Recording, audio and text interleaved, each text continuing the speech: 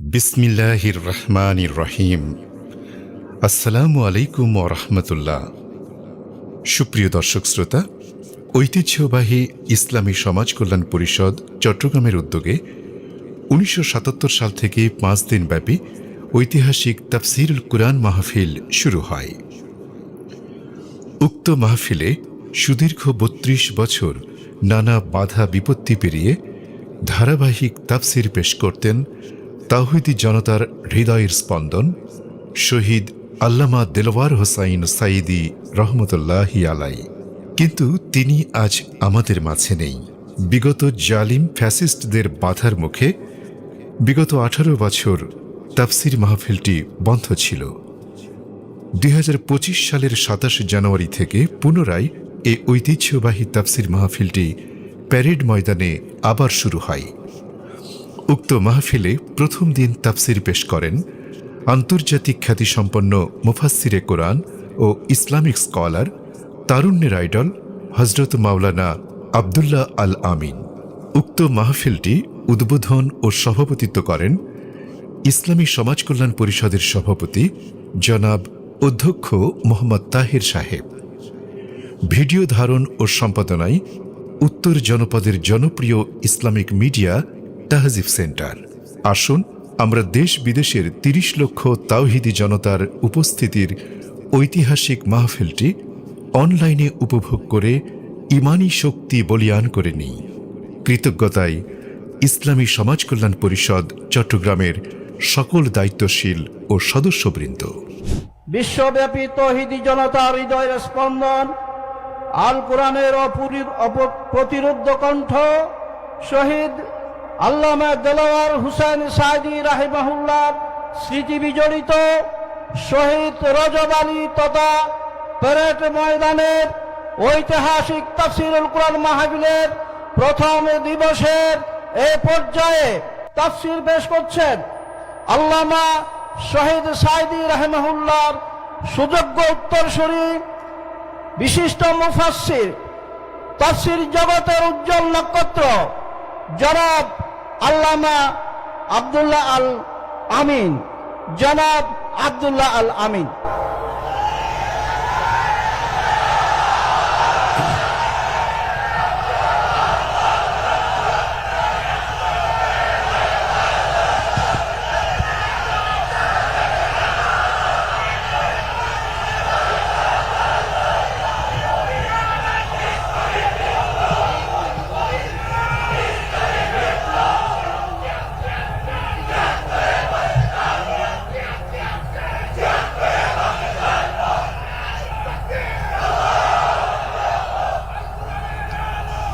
السلام عليكم ورحمة الله وبركاته.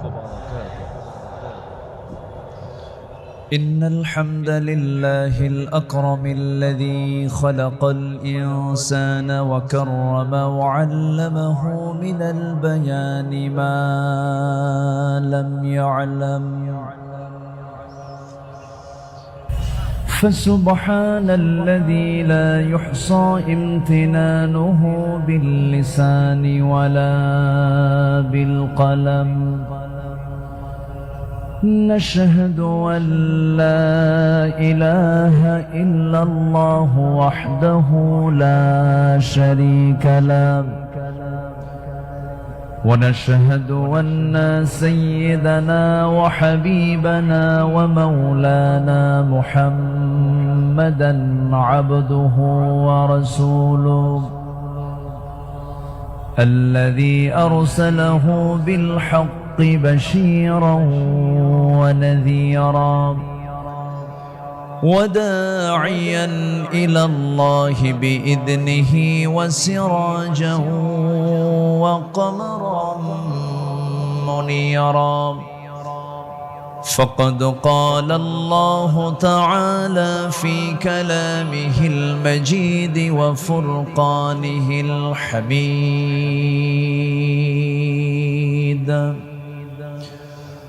أعوذ بالله من الشيطان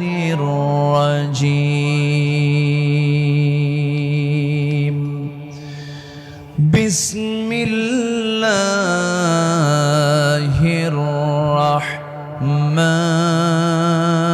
الرحمن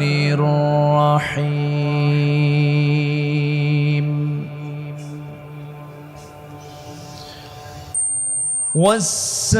والسابقون الأولون من المهاجرين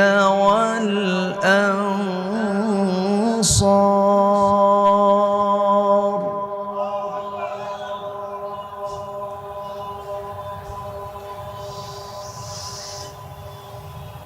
من المهاجرين والأنصار والذين اتبعوهم بإحسان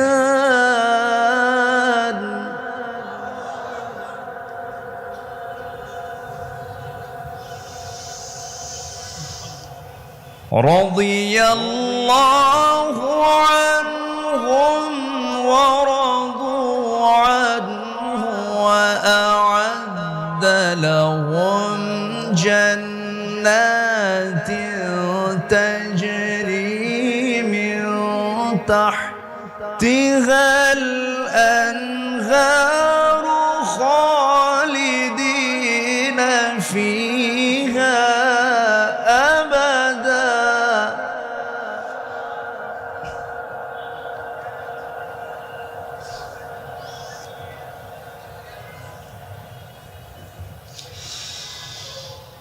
وأعد لهم جنات تجري من تحتها الأنهار خالدين فيها أبدا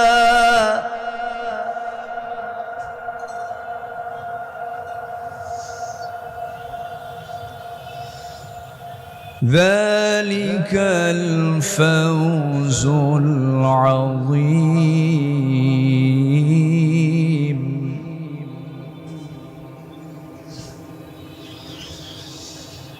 الله أكبر بسم الله الرحمن الرحيم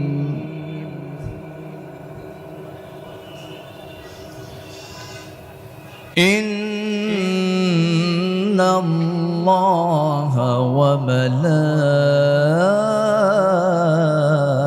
وملائكته يصلون على النبي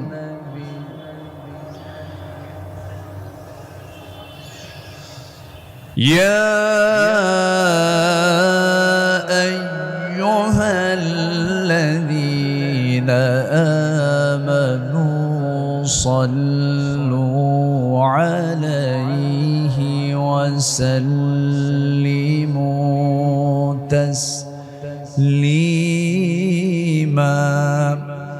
اللهم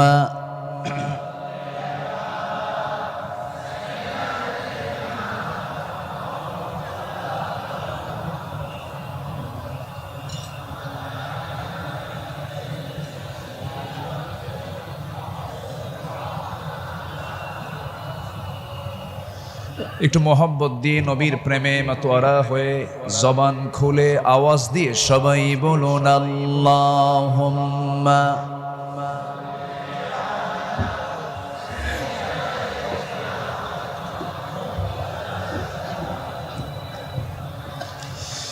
وعلى آل سيدنا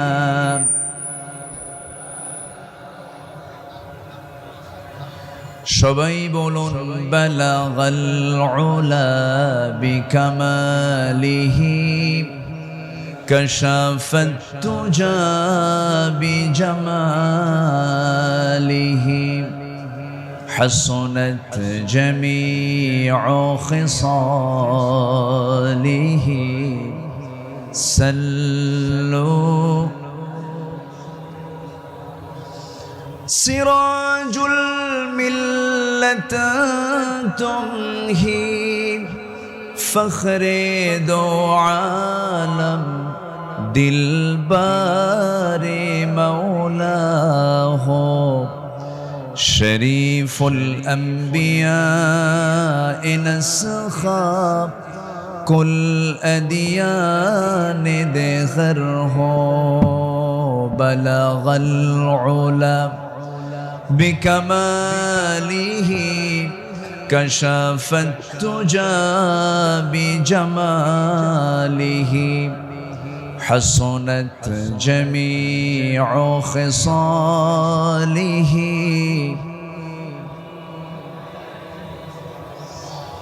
صورة يوسف بداري حكمة لقمان ما قارئ قرآن باري يهدي لسادمان ما بلغ العلا بكماله كشف التجى بجماله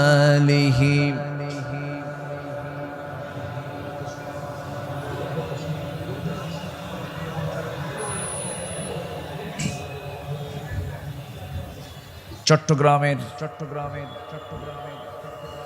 ইসলামী সমাজ কল্যাণ পরিষদ চট্টগ্রাম মাহফিল ইন্তেজামিয়া কমিটি কর্তৃক আয়োজিত 5 দিনব্যাপী ঐতিহাসিক তাফসীরুল কুরআন মাহফিল 2025 ঐতিহাসিক প্যারেড ময়দানে অনুষ্ঠিত। আজকের এই মহৎ আয়োজনের মহতি মাহফিলের সম্মানিত সুযোগ্য সভাপতি ইসলামী সমাজ কল্যাণ পরিষদ চট্টগ্রামের সম্মানিত সাহেবে সদর শিক্ষাবিদ অধ্যক্ষ মোহাম্মদ তাহের সাহেব, আজকের মাহফিলের বরেণ্য অতিথিবৃন্দ, বিশেষ করে আমার ডান পাশে উপবিষ্ট আছেন দক্ষিণ এশিয়ার বৃহত্তম ইসলামী সংগঠন বাংলাদেশ জামাত ইসলামীর চট্টগ্রাম মহানগরীর সম্মানিত আমির, মজলুম জননেতা, শিক্ষাবিদ, গবেষক জনাব শাহজাহান চৌধুরী হাফিজাহুল্লাহ। আজকের মাহফিল উপস্থিত হাজারাত উলামায়ে কেরাম, ফদলা ইজম, সুশীল সমাজ, জাতির শ্রেষ্ঠ সন্তান, শিক্ষক মণ্ডলী, জাতির বিবেক, সাংবাদিক বৃন্দ, প্রশাসনের দায়িত্ব নিয়োজিত কর্মকর্তা বৃন্দ, আজকের মাহফিলের প্রধান আকর্ষণ দূরে ও কাছের বিভিন্ন স্থান থেকে, পার্শ্ববর্তী জেলা থেকে আগত তাওহীদের পতাকাবাহী, কালেমার ঝান্ডাবাহী, দ্বীন ইসলামের নরসারদুল বীর মুজাহিদ, প্রাণ প্রিয় সম্মানিত দ্বীনি ভাইরা, আড়ালে বসে আছেন শ্রদ্ধেয়া সম্মানিতা মা বোনেরা।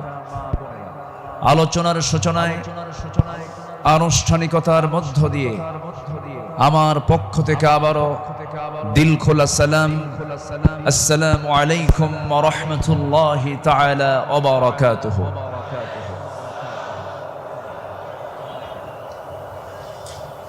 সবাই কেমন আছেন? ওনারা বেগুন কেন আছেন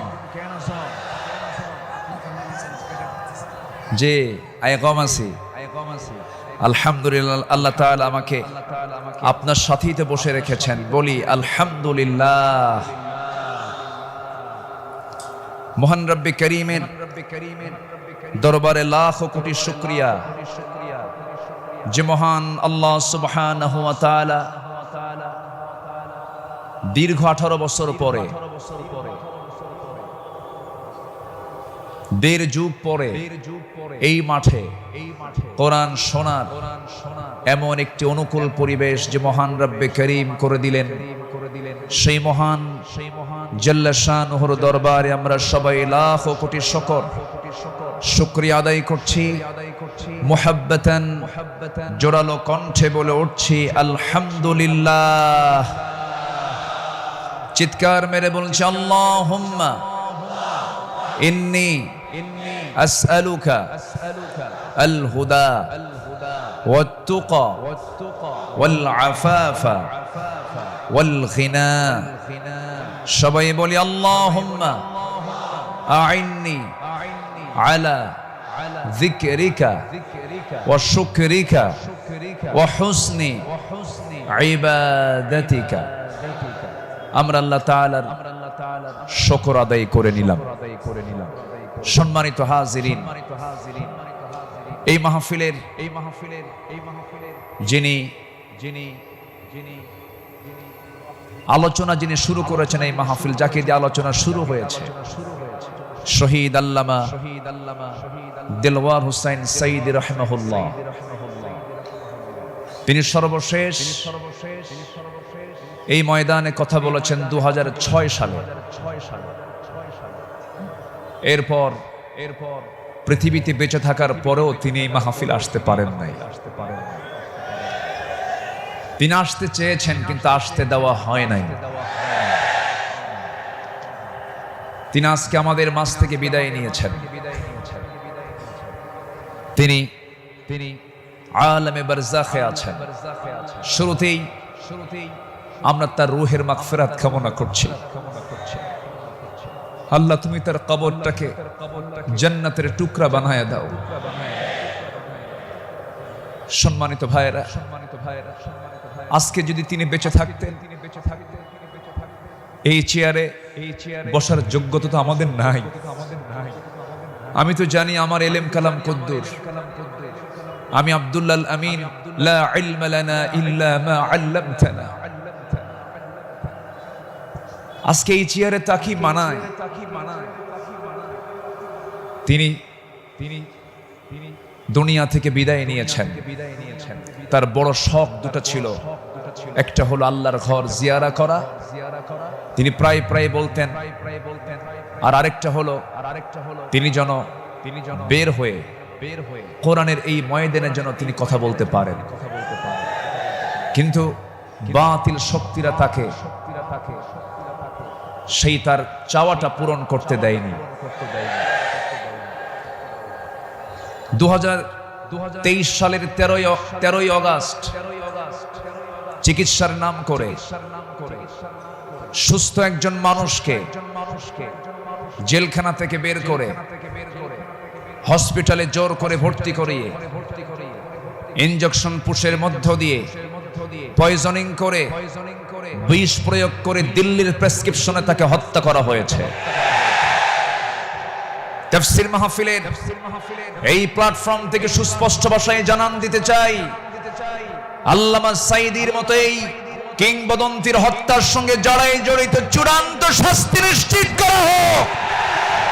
এই মতের পক্ষে রাজি আছেন কারা কারা? হাত উঁচু করে দেখান মুসলমান।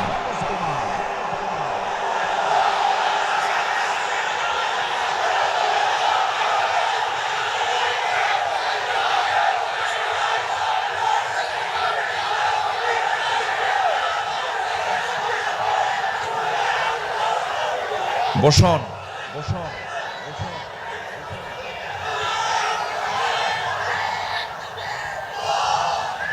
বসুন। সম্মানিত ভাইয়েরা, আজকের এই তাফসীর মাহফিলে তার নাম, জি বসুন বসুন বসুন বসুন। আজকের এই তাফসীর মাহফিলে তার যদি নামটা না নেওয়া হয় শুরুতে, বড় কৃপণতা হয়ে যাবে। সম্মানিত বন্ধুগণ, এই মাহফিল আবার 1.5 যুগ পরে শুরু হলো। এই মাহফিলকে তুমি আল্লাহ কিয়ামত পর্যন্ত কবুল করে নাও। এই মাহফিলের শুরু থেকে নিয়ে আজ পর্যন্ত যারা জড়িত আছেন, যারা বেঁচে আছেন, তাদের প্রতি খাস রহমত নাজিল করো, এবং যারা দুনিয়া থেকে বিদায় নিয়েছেন কবরগুলোকে জান্নাতের নূর দিয়ে মুনাফফার করে দাও।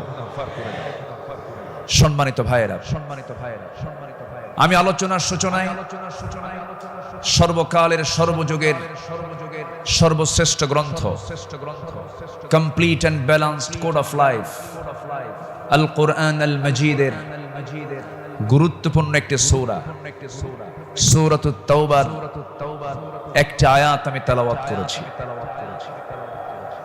সূরা তাওবার 100 নম্বর আয়াত আমি তেলাওয়াত দিয়ে শুরু করেছি। আয়াতটিকে সামনে রেখে কিছু কথা আমি বলতে চাচ্ছি।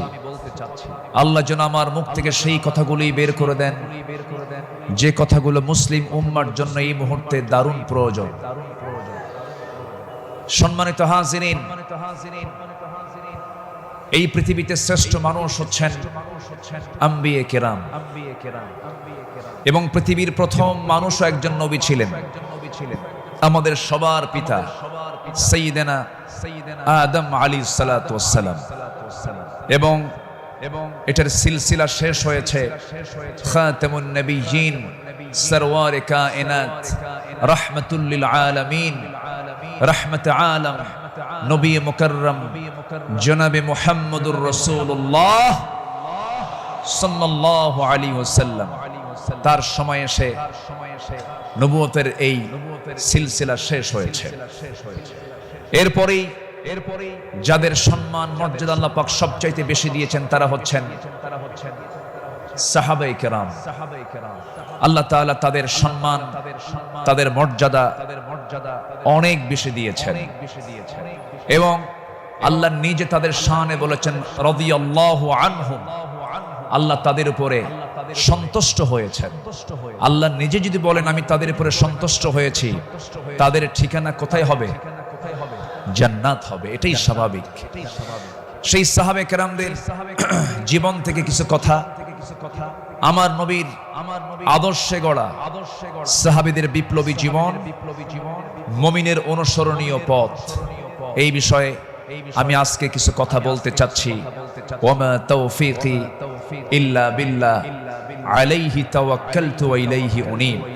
আসুন সোজা আমরা আলোচনার দিকে চলে যাই। যেহেতু এক রাত আমি পেয়েছি, আল্লামা সাঈদ রাহিমাহুল্লাহ এমন একজন ব্যক্তি ছিলেন, একটানা একজন আলোচক 5 দিন একই প্ল্যাটফর্মে কথা বলেছেন। এমন রেকর্ড বাংলার জমিন আজ পর্যন্ত কেউ দেখাতে পারেন নাই। বলি আলহামদুলিল্লাহ, জোরে বলি আলহামদুলিল্লাহ।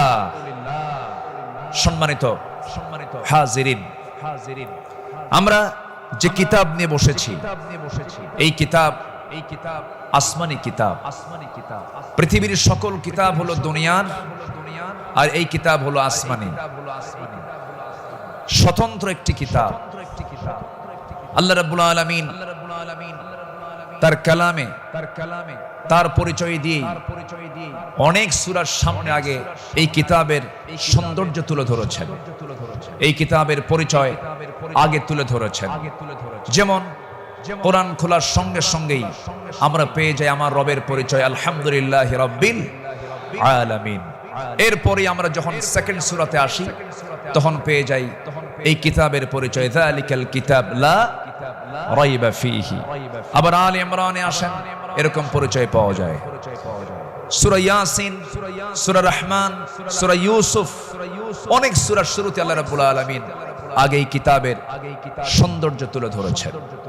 আল্লাহ রাব্বুল আলামিন বলেন আর রহমান আল্লামাল কুরআন খালাকাল ইনসানা আল্লামাহুল বায়ান الشمس والقمر بحسبان والنجم والنجم والشجر يسجدان জোরে বলুন আল্লাহু আকবার। তিনি রহমান, যিনি বান্দাকে কোরআন শিক্ষা দিয়েছেন।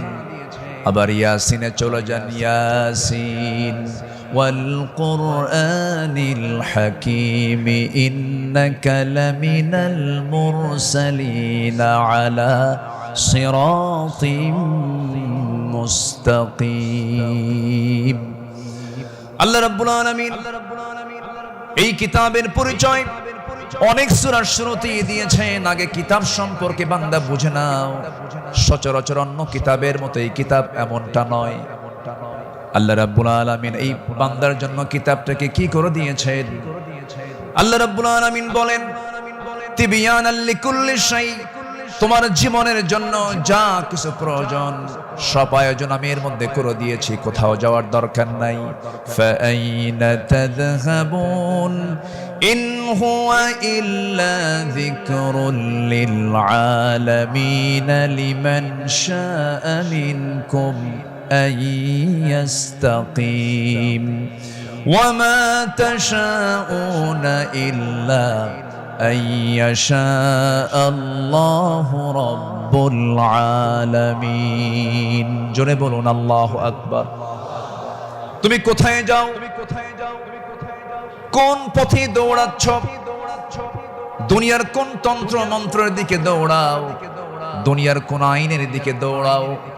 এই পৃথিবীতে 70 থেকে 80টি মানব রচিত মতবাদ আছে।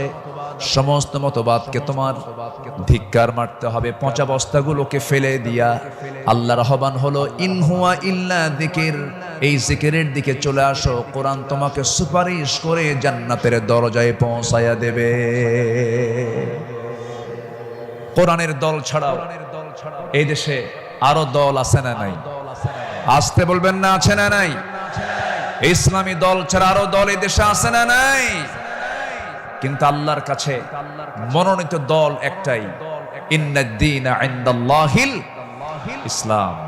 ইসলাম ছাড়া অন্য কিছু যে গ্রহণ করবে, সোজা কথা আল্লাহ পাক বলে দিচ্ছেন, ওয়া মান ইয়াবতাগি গায়রাল ইসলামি দীনান ফালাই ইউকবালা মিনহু। যে ব্যক্তি জীবন বিধান হিসাবে, দল হিসাবে ইসলামকে বাদ দিয়ে অন্য কোনো দিনকে গ্রহণ করবে, তার কোনো কিছুই গ্রহণ করবেন না। তিনি কে? এই কথা কে বলেছেন? অতএব দল করতেই হবে, সেই দল হতে হবে। কার দল? আসতে বলবেন না, কার দল? আল্লাহ রাব্বুল আলামিন বলেন, ইন্নামা ওয়ালিয়্যুকুমুল্লাহু ওয়া রাসূলুহু ওয়াল্লাযীনা আমানুল্লাযীনা ইউকিমুনাস সালাতা ওয়া ইউতুনাস যাকাতা ওয়া হুম রাকিউন ওয়া মান ইয়াতাওয়াল্লাল্লাহা ওয়া রাসূলুহু ওয়াল্লাযীনা আমানু ফাইন্না হিজবাল্লাহি হুমুল গালিবুন। যারা আল্লাহর দল করবে তারাই বিজয়ী হবে। ঘোষণাকার, ঘোষণাকার আল্লাহ। ছাড় দেন কিন্তু ছেড়ে দেন না, ঠিক কি না? ছাড় দেন কিন্তু ছেড়ে দেন না। দেখেন না, যাওয়ার রাস্তা পাইল না, শেষে ভাঙ্গা হেলিকপ্টারে বিদায় নিল, ঠিক কি না? যুগে যুগে যারাই আসমানি কিতাব নিয়ে ষড়যন্ত্র করেছে, যুগে যুগে যারাই জগতের শ্রেষ্ঠ সন্তান আলেমদেরকে নিয়ে ষড়যন্ত্র করেছে, তাদের অবস্থায় ফেরাউনদের মতো হয়েছে, হামানদের মতো হয়েছে, নমরুদদের মতো হয়েছে। সম্মানিত ভাইয়েরা, এই কোরআনকে আমরা মানব শুধু নামাজে না সমাজেও? এই কোরআনকে মানতে হবে এক জায়গায় না সব জায়গায়? সব জায়গায় মানবো। জোরে বলি ইনশাআল্লাহ। এর মধ্যে কোনো তথ্যবাদ পড়েনি, সব তথ্য আল্লাহ পাকের মধ্যে দিয়েছেন। মিন শাইইন ওয়ালা আসগরা মিন যালিকা ওয়ালা আকবারা ইল্লা ফি কিতাবিম মুবিন।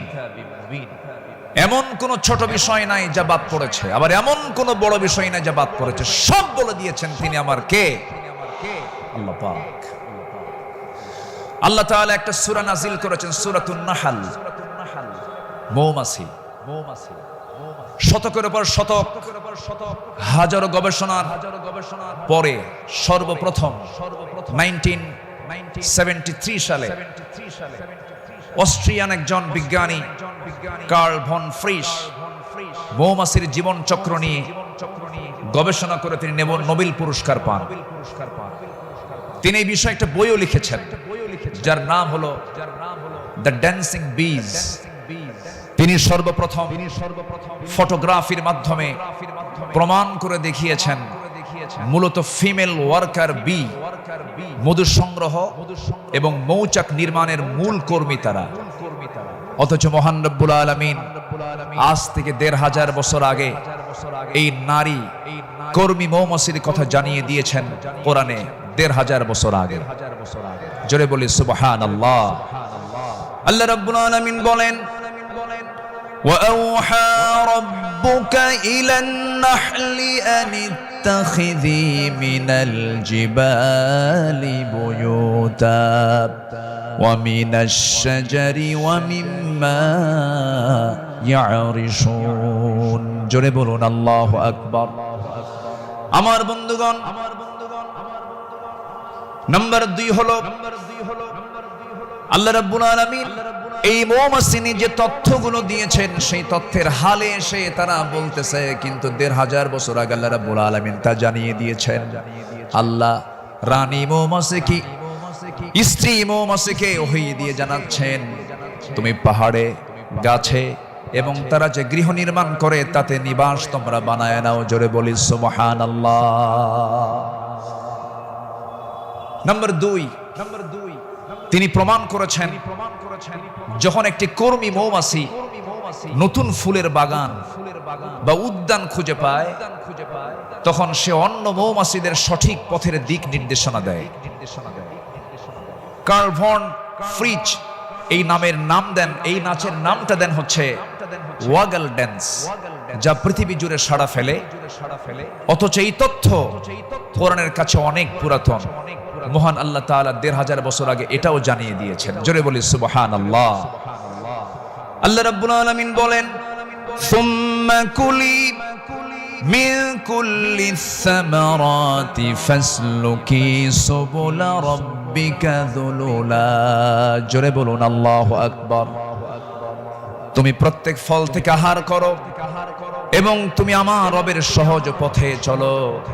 আল্লাহু আকবার। বিজ্ঞান হালে বলছে, কোরআন ১৫০০ বছর আগে বলছে। তাহলে এখন বলুন, বিজ্ঞান কোরআন বিজ্ঞান থেকে নিয়েছে না বিজ্ঞান কোরআন থেকে ধার করেছে? বিজ্ঞান কোরআন থেকে ধার করেছে। এখানে শেষ নয়। নাম্বার 3, বর্তমান সময়ে বিজ্ঞানীরা নিখুঁত গবেষণার মাধ্যমে প্রমাণ করেছেন আসলে মধু বের হয় মৌমাছির পেট থেকে। মৌমাছির পেট থেকে। এই আশ্চর্য তথ্যটিও মহান রব্বুল আলামিন ১৫০০ বছর আগেই জানিয়ে দিয়েছেন। সুবহানাল্লাহ। আল্লাহ রাব্বুল আলামিন বলেন, ইয়াখরুজু মিন বুতুনিহা শারাবুম মুখতালিফুন আলওয়ানুহু ফীহি শিফাউন লিন-নাস ইন্না ফী যালিকা লাআয়াতান লিকাওমিন ইয়াতাফাক্কারুন। জোরে বলুন আল্লাহু আকবার। তার পেট থেকে এমন পানীয় বের হয় যা রং ভিন্ন ভিন্ন, যাতে রয়েছে মানুষের জন্য রোগ নিরাময়। নিশ্চয় এতে নিদর্শন রয়েছে সেই কওমের জন্য যারা চিন্তা করে। জোরে বলে সুবহানাল্লাহ। আল্লাহ তাআলার কি একটা ফার্মাসিউটিক্যাল কোম্পানি,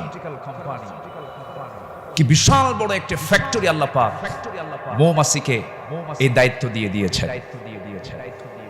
1 পাউন্ড মধু বানাতে 550 মৌমাছিকে প্রায় 20 লাখ ফুলে ভ্রমণ করতে হয়। সুবহানাল্লাহ বলবেন না? সেখানে একটা কর্মী মৌমাছিকে ৮০,০০০ কিলোমিটার পথ অতিক্রম করতে হয়। অন্য একটি গবেষণায় এসেছে 14.5 কিলোমিটার পথ অতিক্রম করতে হয়, যা দিয়ে পুরো পৃথিবীটাকে 3 বার প্রদক্ষিণ করা সম্ভব। শুধু 1 পাউন্ড মধু তৈরিতে মৌমাছির এত কষ্ট করতে হয়। আল্লাহু আকবার বলে। মহান আল্লাহ তাআলা এই মৌমাছির মধ্যে সঠিক পরিমিত তাপমাত্রা বোঝার মতো আশ্চর্য একটা ক্ষমতা দিয়েছেন। মৌচাকের সঠিক তাপমাত্রা 35 ডিগ্রি সেলসিয়াস থাকা প্রয়োজন।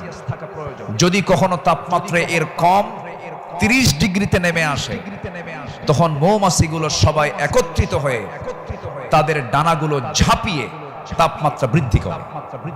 জোরে বলে সুবহানাল্লাহ। আবার যদি কখনো তাপমাত্রা যদি বেড়ে যদি 40 ডিগ্রি হয়ে যায়, তখন আবার তারা উল্টো দিকে ডানা ঝাপটিয়ে মৌচাকে তাপমাত্রা ঠান্ডা করে। তখন আবারও 35 ডিগ্রি তাপমাত্রায় নিচে স্বাভাবিক হয়ে যায়, নিচে নেমে আসে। এগুলো কার কুদরত? আসতে বলবেন না, কার কুদরত? আল্লাহর কুদরত। সম্মানিত ভাইয়েরা, আল্লাহ রাব্বুল আলামিন এই কিতাবের ভিতরে হাদিদ নামে, লোহা নামে একটা সূরা নাজিল করেছেন। সূরার নাম কি? হাদিদ, লোহা। লোহা ছাড়া কিছুই হয় না।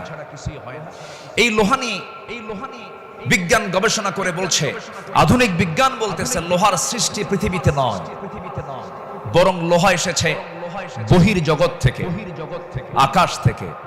কারণ পৃথিবীর পরিবেশে লোহা উৎপাদনের জন্য অনুপযোগী। কেননা সূর্যের যে তাপমাত্রা লোহা উৎপাদনের জন্য যথেষ্ট নয়। সূর্যের কেন্দ্রের তাপমাত্রা হলো 15 মিলিয়ন ডিগ্রি সেলসিয়াস, আর সূর্যের পৃষ্ঠে অর্থাৎ ফটোস্ফিয়ারের তাপমাত্রা হচ্ছে 5.5 থেকে 6,000 ডিগ্রি সেলসিয়াস। অথচ লোহা উৎপাদনের জন্য আনুমানিক 5 বিলিয়ন ডিগ্রি সেলসিয়াস প্রয়োজন। বিজ্ঞানীদের ধারণা কোন সুপারনোভা বিস্ফোরণ থেকেই এই লোহার আগমন ঘটে থাকতে পারে। অথচ মহান রব্বুল আলামিন 1500 বছর আগেই সূরা হাদিদে জানিয়ে দিয়েছেন আল্লাহ পাক লোহা নাজিল করেছেন। সুবহানাল্লাহ বলবেন না? আল্লাহ রাব্বুল আলামিন বলেন, وَأَنزَلْنَا الْحَدِيدَ فِيهِ بَأْسٌ شَدِيدٌ وَمَنَافِعُ لِلنَّاسِ। সূরাতুল হাদিদ আয়াত নাম্বার 25। মহান রব্বুল আলামিন বলেন, আমি লোহা নাজিল করেছি যাতে রয়েছে প্রচন্ড শক্তি, মানুষের জন্য বহুবিধ উপকার। জোরে বলি সুবহানাল্লাহ। তাহলে বিজ্ঞান এগুলো প্রমাণ করেছে না কোরআন থেকে ধার করেছে? কোরআন থেকে ধার করেছে। বিজ্ঞান দিয়ে কোরআন যাচাই হবে না, কোরআন দিয়ে বিজ্ঞান যাচাই হবে। কোন আইন দিয়ে কোরআনকে ব্যর্থ করার চেষ্টা করলে সে ব্যর্থ হবে। কোরআন দিয়ে পৃথিবীর সকল আইনকে ব্যর্থ করতে হবে। যারা বলেন কোরআন আর রাজনীতি ভিন্ন বিষয়, তাদের নতুন করে ঈমান আনতে হবে।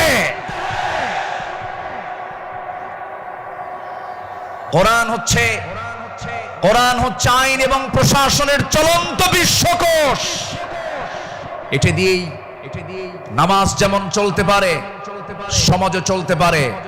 কোরআন দিয়ে ক্যান্টনমেন্ট চলবে, কোরআন দিয়ে প্রশাসন চলবে। কোরআন দিয়ে চলতে পারে না এমন কোন প্ল্যাটফর্ম নেই, কোরআন দিয়ে সব চলবে, এটাই স্বাভাবিক। এই বিশ্বাস যার আছে তার ঈমান আছে, এই বিশ্বাস যার নাই তার ঈমান নাই, নাই, নাই।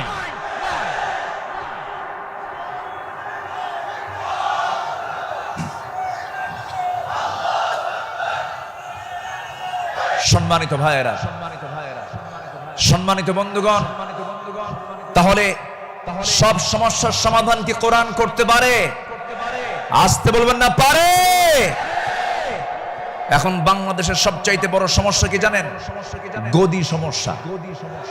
কি সমস্যা বলেন? গদি সমস্যার সমাধান তো মনে হয় কোরআনে নাই।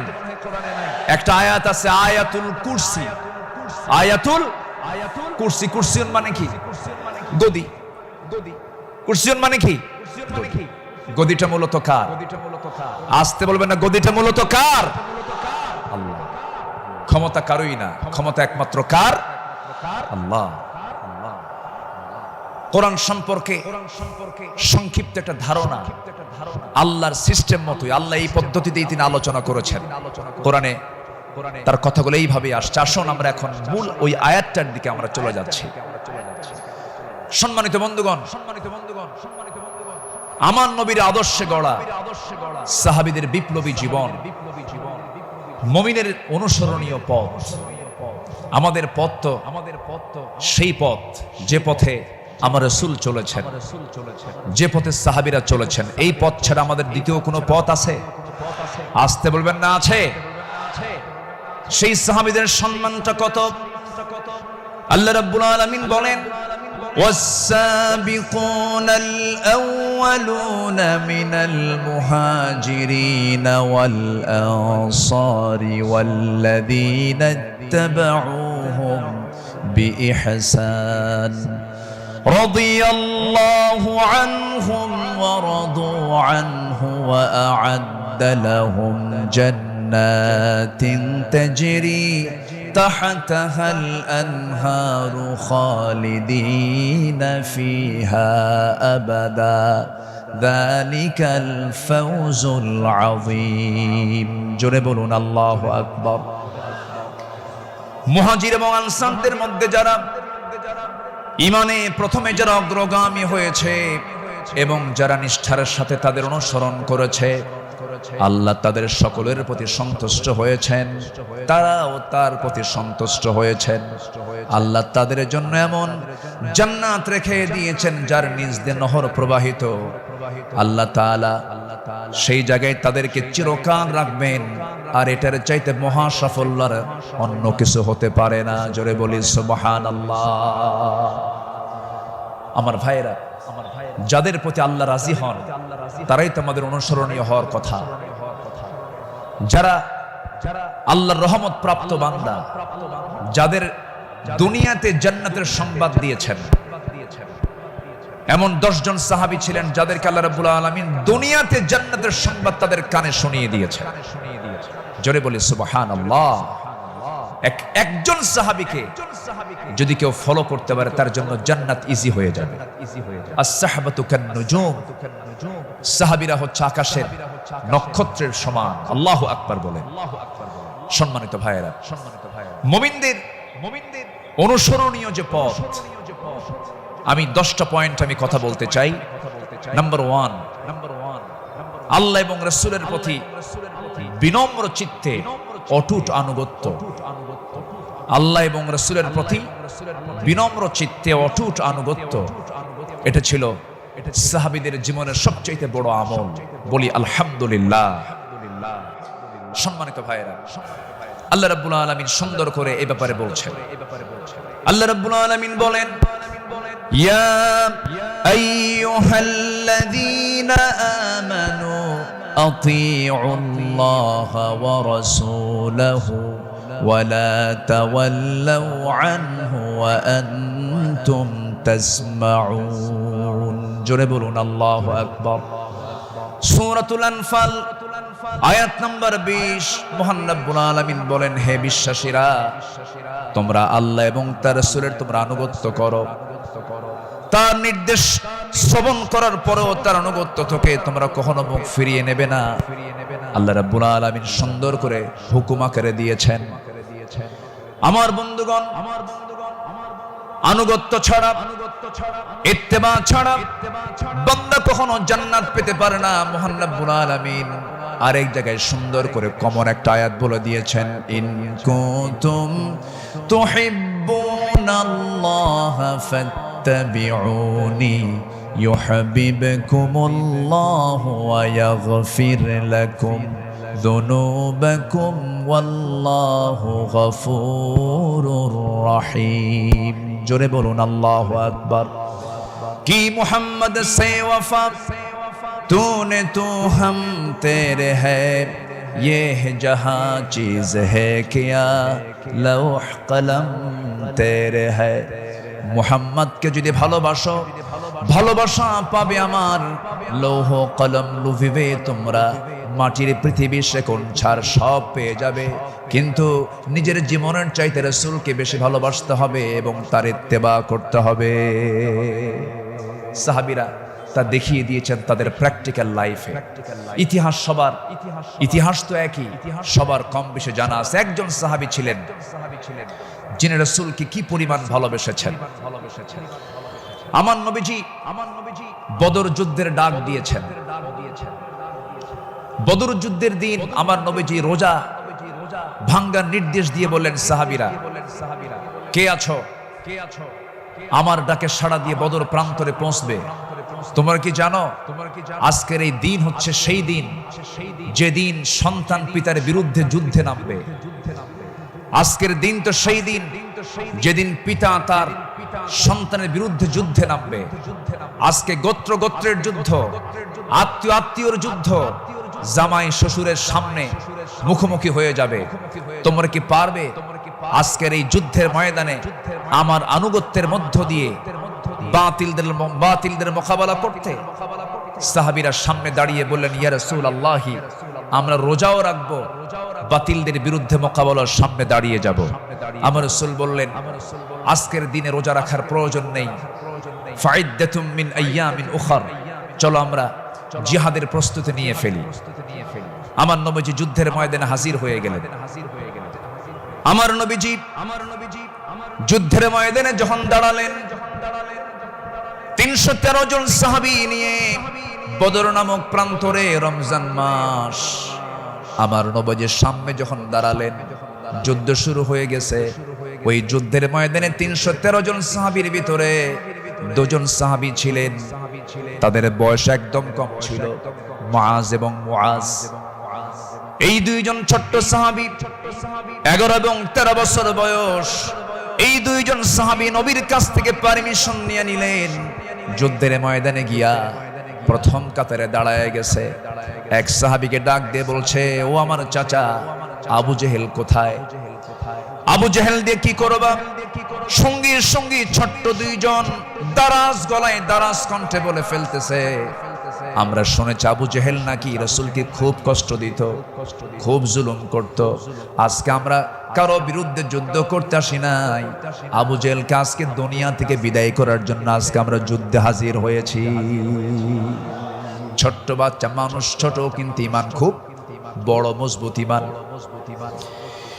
এই ছোট্ট বাচ্চার কথা শুনে ওই সাহাবী আশ্চর্য হয়ে গেলেন। সাহাবী আশ্চর্য হয়ে বলতেছে, তোমরা কি তাকে সত্যি হত্যা করবে নাকি হত্যা করব? ওই যে দেখা যায় ঘোড়ার পিঠে বসে আছে, 2 দিকে পা ছেড়ে দেওয়া। শুধু বলতে দেরি হয়েছে, যেতে দেরি হয় নাই। সিংহের মতো গর্জন দিয়া বাস পাখির মতো উড়ন্ত হয়ে দৌড় মারা শুরু করে দিয়েছে। আবু জেহেলের 2 পাশে 2 জন দাঁড়ায় গেছে। লোকজন টের পায় না এটা কোন গ্রুপের মানুষ। 2 জন ছোট্ট বাচ্চার হাতে ছোট্ট তরবারি ছিল, এত জোরে সজোরে আঘাত করেছে 2 জন মিলে। আল্লাহু আকবার বলে আবু জেহেল ওই যে জমিনে ধরাশয়ী হয়ে পড়ে গেছে, কোমর সোজা করে আবু জেহেল আর দাঁড়াতে পারে নাই। এইদিকে বড় ভাই মুআজের পিছন থেকে একজন কাফের এসে তার ডান হাতে পিছন দিক থেকে তরবারির যখন একটা আঘাত দিয়েছে, এক আঘাতে তার ডান হাতটা চামড়ার সঙ্গে ঝুলতে লাগলো, ঝনঝন করে তরবারি পড়ে গেছে। যুদ্ধ করবেন কেমনে? তার ডান হাতটা ঝুলতেছে চামড়ার সাথে। দৌড় মেরে চলে গেছেন, বাম হাতে তরবারি তুলে নিয়েছেন। যুদ্ধ থামালেন না। যুদ্ধ চালাতে গিয়ে দেখা গেল ডান হাতটা চামড়ার সঙ্গে ঝুলে আছে, ঝুলন্ত হাতটা এসে বাম হাতে বারবার ধাক্কা খাচ্ছে, ডিস্টার্ব হচ্ছে মনে করে ঝুলন্ত ডান হাতটা বাম পায়ের নিচে রেখে এত জোরে টান মারলেন, এক টানে হাতটা ছিটকে পড়ে গেল। বাম হাতে যুদ্ধ চালাতে লাগলেন। বাম হাত পিছন দিক থেকে আঘাত করে তার কেটে ফেলে দিল। ঝনঝন করে তরবারি পড়ে গেছে, আর যুদ্ধ করতে পারছেন না। যুদ্ধ করবেন কেমনে? 2 হাতিতে চলে গেছে। আরেকজন কাফের এসে গর্দান বরাবর যখন আঘাত এনেছে, দুনিয়া থেকে এই ছোট্ট 13 বছরের নাবালক সন্তান দুনিয়া থেকে বিদায় নিয়ে গোটা বিশ্ববাসীকে জানান দিচ্ছে, ও পৃথিবীর মানুষ, আমরা দিন কায়েমের জন্য যে জীবন দিলাম, এমন করেই দিন কায়েমের পথে জীবনটা দিতে হয়। জোরে বলি সুবহানাল্লাহ, আরো জোরে বলি সুবহানাল্লাহ, আরো জোরে বলি সুবহানাল্লাহ। আমার বন্ধুগণ, আমার নবীজি আল্লাহর পথে যত হাজারো বিপদ এসেছে, বিনম্র চিত্তে অটুট আনুগত্য আমার নবীজি আল্লাহর করেছেন। তার বড় একটা প্রমাণ হলো, একটু শুনুন, কান লাগায়া কতগুলো শুনেছি, বারবার শোনার প্রয়োজন আছে। নবীজি তার জীবনের সবচাইতে বেশি মার খেয়েছেন দুই জায়গায়, একটা হলো তায়েফের ময়দান, আরেকটা হচ্ছে উহুদের ময়দান। তায়েফের ময়দানের আঘাতটা আমার নবীজির যে পরিমাণ লেগেছিল, মাথা থেকে পা পর্যন্ত ক্ষত বিক্ষত হয়ে পড়েছিল, এমন কোন জায়গা নাই যে জায়গায় নবীজির দাগ ছিল না। উহুদের ময়দানে তিনি দাঁত হারিয়েছেন। খন্দকের পরীক্ষা খনন করতে গিয়ে তিনি তার কোমর হারিয়েছেন। যখন পরীক্ষা খনন করতে গেছেন, 4 দিনের না খাওয়া রাসূল পরীক্ষা খনন করতে গিয়ে ওই যে কোমর কুঁজো হয়ে গিয়েছিল, মৃত্যুর দিন পর্যন্ত আমার নবীজি কোমর সোজা করে দাঁড়াতে পারেন নাই। এত বড় কঠিন মুসিবতের সম্মুখীন আমার নবীজি হয়েছেন।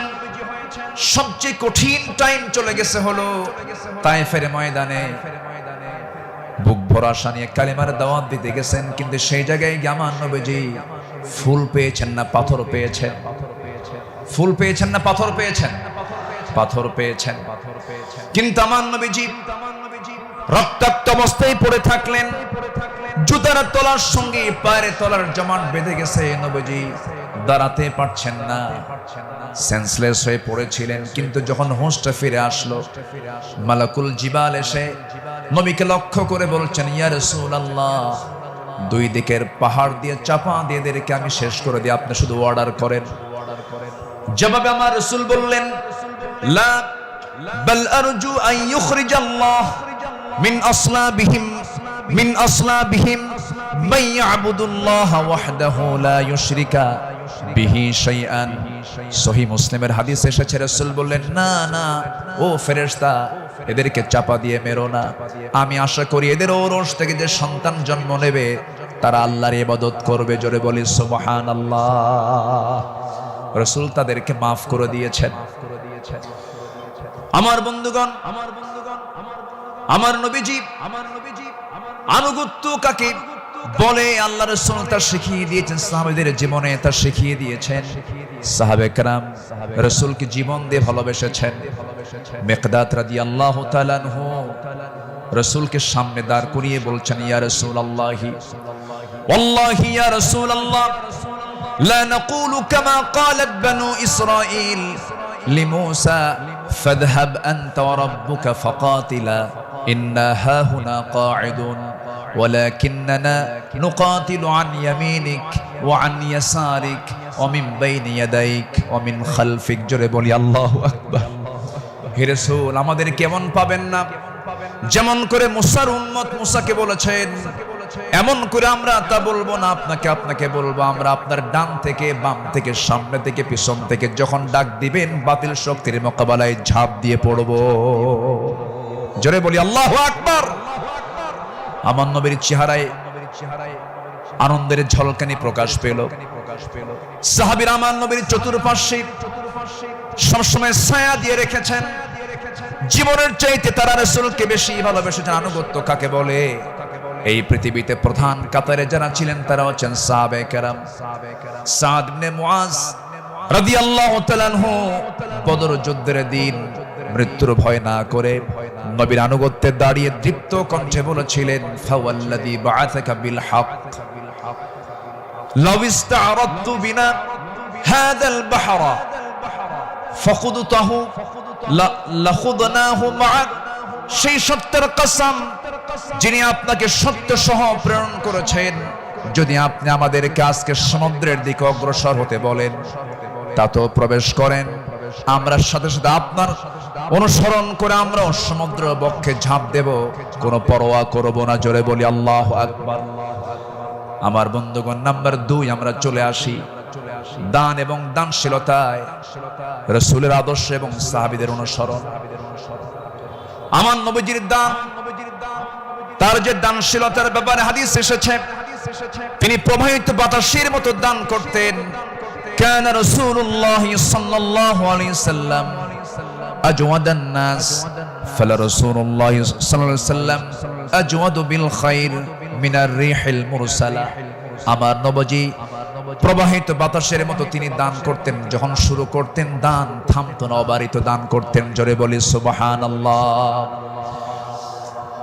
সাইয়েদনা ওমর ফারুক রাদিয়াল্লাহু তাআলা আনহু তিনি বলেন, তাবুকের প্রান্তরে বুক ভরা আশা নিয়া নবীর সামনে দাঁড়ালাম এবং মনে মনে ভাবলাম, সারা জীবন আমার বন্ধু আবু বকরের সঙ্গে কোনো ইবাদতের কম্পিটিশনে পারি নাই, আজকে আমি আবু বকরকে হারায়া ফেলবো।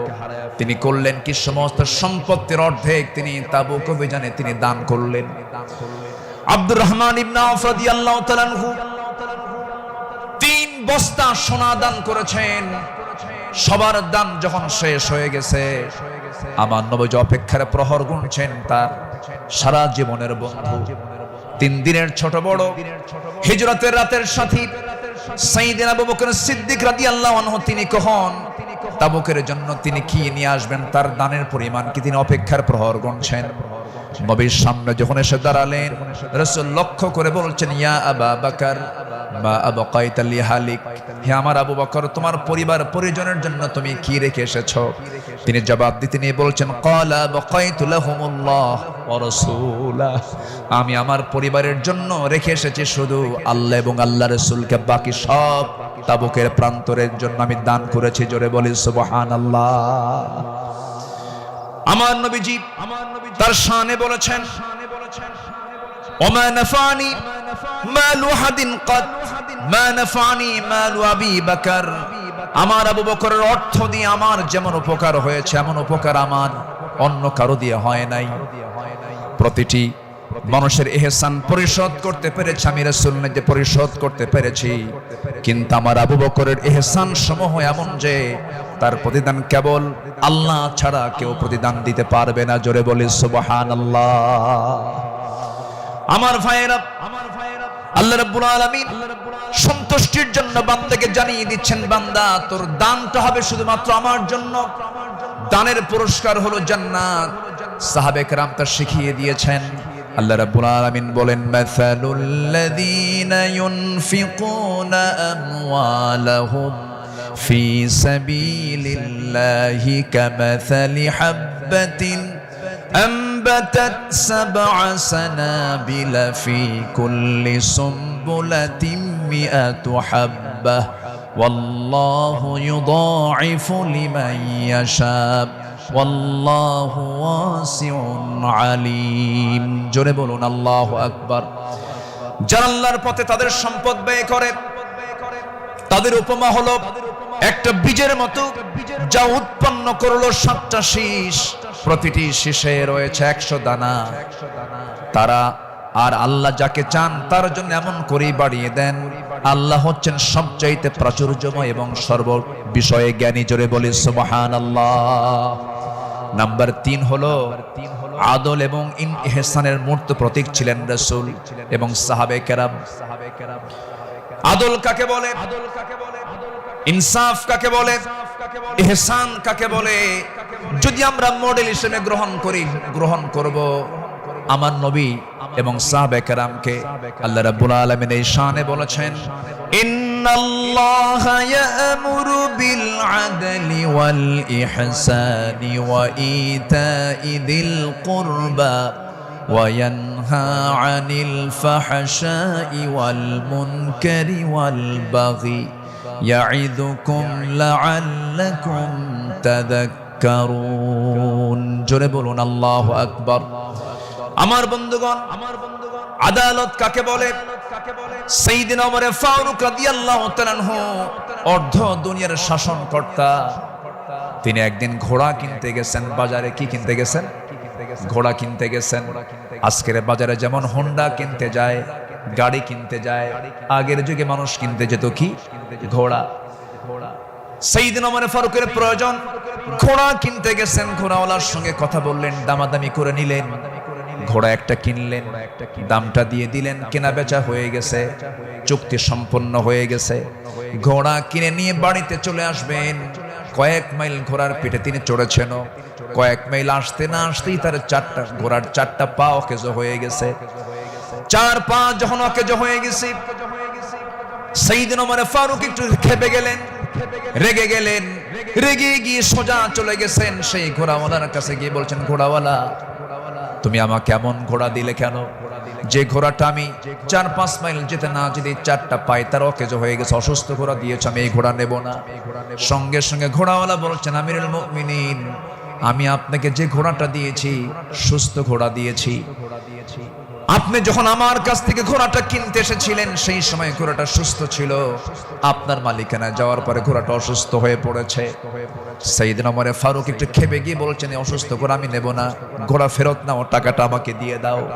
এবার ঘোড়াওয়ালা বলছে, আমিরুল মুমিনিন, আমি যত বলবো, আপনি যত বলবেন, কোনো ফয়সালা আসবে না। ঠিক আছে, আমার কথা এবং আপনার কথা দুটা নিয়ে আমরা চলুন, আমরা আদালতে যাই। কোথায় যাই? আদালতে চলে যাই। ইন্নাল্লাহা ইয়া'মুরু বিল আদল, আদালতের সম্মুখীন হয়ে যাই। সাইয়েদনা ওমর ফারুক রাদিয়াল্লাহু তাআলা আনহু তখন অর্ধ দুনিয়ার শাসনকর্তা। এই কথা শোনার সঙ্গে সঙ্গে তিনি তার সকল কথাকে তিনি অফ করে দিলেন, চুপ মেরে গিয়ে বলছেন, ঠিক আছে ঘোড়াওয়ালা, চলো আদালতে হাজির হই, চলো আদালতে ফয়সালা দিয়ে দেবে। চিন্তা করে দেখুন, অর্ধ দুনিয়ার শাসনকর্তা ওমর ফারুক সামান্য এক ঘোড়াওয়ালা মামলা দিচ্ছে, সেই মামলায় তিনি হাজির হচ্ছেন। চলে গেলেন আদালতে। আদালত চত্বরে গিয়ে যখন হাজির হলেন, বিচারালয়ের চেয়ারে বসা একজন কাজী যখন সাইয়েদনা ওমর ফারুককে দেখেছেন, দেখা মাত্রই তিনি দাঁড় হয়ে বলছেন, আমিরুল মুমিনিন, আপনি কেন আদালতে, কি হয়েছে? তিনি এবার বলছেন, বিচারপতি, আমি ঘোড়া কিনতে গেছি, ঘোড়া সে আমাকে অসুস্থ ঘোড়া দিয়েছে, আমি এই ঘোড়া নেব না, সেজন্য বিচার আদালত পর্যন্ত গড়িয়েছে, কি করা যায়? কাজী সুরাই ইবনুল হারিস আল কিন্দি রাহিমাহুল্লাহ সেই বিচারপতির নাম। তিনি বলছেন, আমিরুল মুমিনিন, দুপক্ষের কথাই তো শুনতে হবে। দুপক্ষের কথাই তিনি শুনলেন। ঘোড়াওয়ালাও তার বক্তব্য দিল, খলিফাতুল মুসলিমিন তিনিও তার বক্তব্য পেশ করলেন, তার কথাগুলো বললেন। দুজনের কথা শোনার পরে কাজী সুরাই ইবনুল হারিস আল কিন্দি রাহিমাহুল্লাহ এবার বলছেন, আমিরুল মুমিনিন, অবশ্যই আপনি সম্মানিত, আপনি খলিফাতুল মুসলিমিন, কিন্তু আদালতটাকে কায়েম করার জন্য আমি আজকে আপনার কাছে দুঃখ প্রকাশ করছি। আজকে এই আদালতের রায়টা আপনার পক্ষে যাবে না, এই রায়টা সম্পূর্ণ ঘোড়াওয়ালার পক্ষে চলে যাবে। আমি আপনাকে বুঝাইয়া দিচ্ছি। এবার তিনি বলছেন, আমিরুল মুমিনিন, আপনি আমার সামনে যে কথা বলছেন, আপনি এই জায়গা থেকে সুস্থ অবস্থায় বাড়ি পর্যন্ত ফিরবেন, তার কোনো গ্যারান্টি আছে নাকি? না, গ্যারান্টি নাই। তাই যদি হয় যে ঘোড়াটা আপনি কিনে নিয়েছেন, সেই ঘোড়াটা সুস্থ অবস্থায় কিনেছেন, আপনার মালিকানায় যাওয়ার পরে ঘোড়াটা অসুস্থ হতেই পারে, অসুস্থ হয়ে গেছে, কিন্তু সেই ঘোড়াটা ফেরত দিয়া আপনি টাকা ফেরত নেবেন, এমনটা তো ইসলাম এলাও করে না। সাইয়েদনা ওমর ফারুক রাদিয়াল্লাহু তাআলা আনহু একটা কথা বললেন না। আদালত চত্বর থেকে তিনি বের হয়ে গেলেন। পরের দিন তিনি মাজলিসে শুরার বৈঠকে বসলেন, সবাইকে জানান দিলেন যে আমার সমস্ত উপস্থিত সমস্ত পরামর্শ সভার সদস্যবৃন্দ, গতকালকে আমি একজন বিচারপতি পেয়েছি, এত বড় আদিল মানুষ আমি দেখি নাই, এত বড় আদিল, ইমামুন আদিল, এত সুন্দর রায় সে দিয়েছে, তার এত বড় সাহস, সে ব্যক্তির দিকে তাকায় নাই, সে আইনের দিকে তাকাইছে, আদালতের দিকে তাকাইছে। আমি ওমর আমার বিরুদ্ধে সে রায় দিয়েছে, এই লোকটাকে সাধারণ বিচারপতি না বানায় তাকে কেন্দ্রীয় বিচারপতি বানায় দিলাম। আল্লাহু আকবার বলেন। সম্মানিত ভাইয়েরা, সম্মানিত বন্ধুগণ, বিগত 16 বছর যে বিচারগুলো হয়েছে, প্রহসনের বিচার হয়েছে, অনেক মার কোল তারা শূন্য করেছে,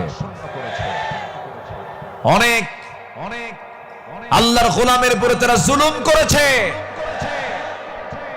2018 সালে হঠাৎ করে আমার বাড়ি চতুর্দিক থেকে কয়েকশো পুলিশ আমার বাড়ি ঘেরাও করে আমাকে ধরতে গেছে। বিশাল বড় সন্ত্রাসী তো ধরতে গেছে। তো বললাম, ভাই কি সমস্যা কি, চলেন থানায় যেতে হবে। থানায় নিয়ে গেল। ওসির সামনে বসে আছি, দেখি ওসির চোখের ভিতরে পানি টলমল করছে, অশ্রুপূর্ণ চোখ। তো বললাম, আপনি কান্দেন কেন? হুজুর, আমি আপনার খুব ভক্ত। তো ভক্ত তো ধরছেন কেন? বলে যে কি করব হুজুর, চাকরি বাঁচান তো ফরজ, সন্তানাদি আছে, কি করব, উপর থেকে খুব চাপ। হুজুর, আপনি আমাকে মাফ করে দিয়ে। কি করবেন? চাকরি বাঁচান তো ফরজ। আমি বললাম, চাকরি বাঁচান ফরজ, ইমান বাঁচান নফল।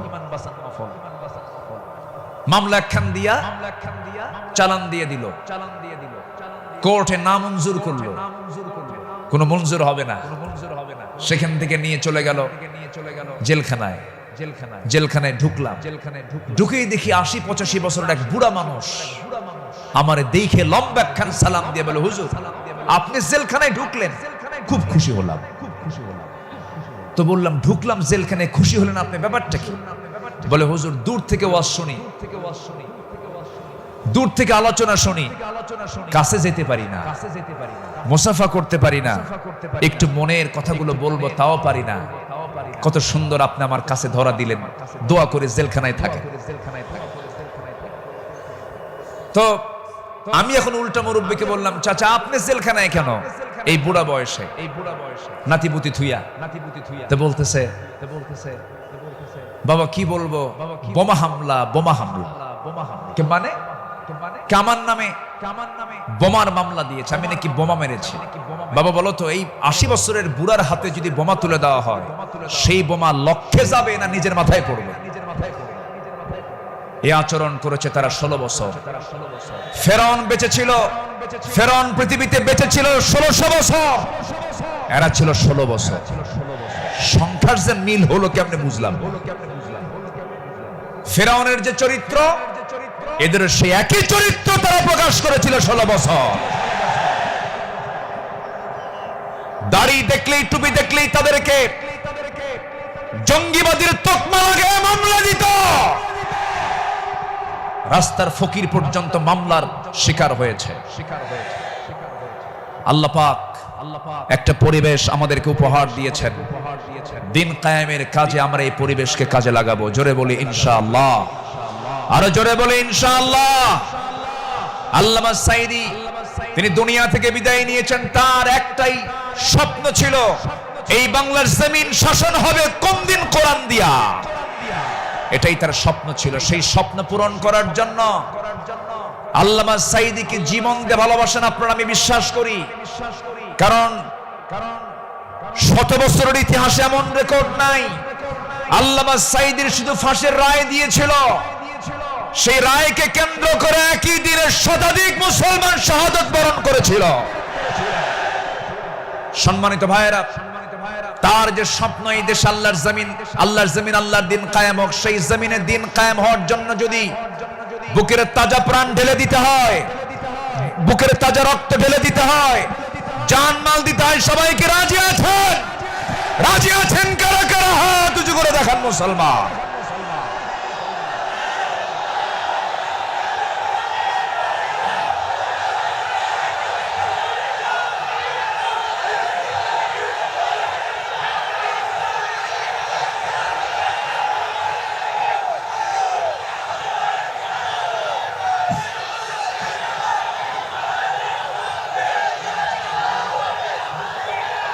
আল্লাহ কবুল করুন, জোরে বলি আমিন, আরো জোরে আমিন।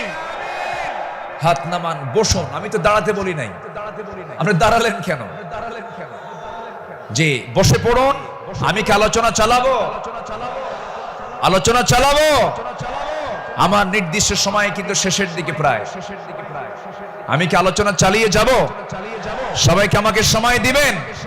জোরে বলি ইনশাআল্লাহ, আরো জোরে বলি ইনশাআল্লাহ। সম্মানিত ভাইয়েরা, তাদের আদালতটা কি ছিল? সাইয়েদনা ওমর ফারুক রাদিয়াল্লাহু তাআলা আনহু একদিন কোন এক বাজার দিয়ে যাচ্ছিলেন। হঠাৎ করে কোন এক সাহাবীর গায়ে হাতে ছিল ছোট্ট ছড়ি, লাঠি ছিল, লাঠি দিয়ে ঘুতা মেরেছেন। মজা করে একটা ঘুতা মারলেন। সেই সাহাবীও কিছু মনে করেন নাই। মাস 6 পরে সাইয়েদনা ওমর ফারুক রাদিয়াল্লাহু তাআলা আনহু তার সঙ্গে দেখা করে বললেন, বন্ধু চলো আমার বাড়িতে যাই। বাড়িতে নিয়ে গেলেন, হাতটা ধরে ক্ষমা চেয়ে বললেন, শোনো আমার ভাইজান, অমুক দিন তোমার শরীরে একটু মজা করে একটু তরবারি কি বলে হাতের ছড়ি দিয়ে লাঠি দিয়ে একটু আঘাত করেছিলাম, কষ্ট পেলে আমাকে মাফ করে দিও।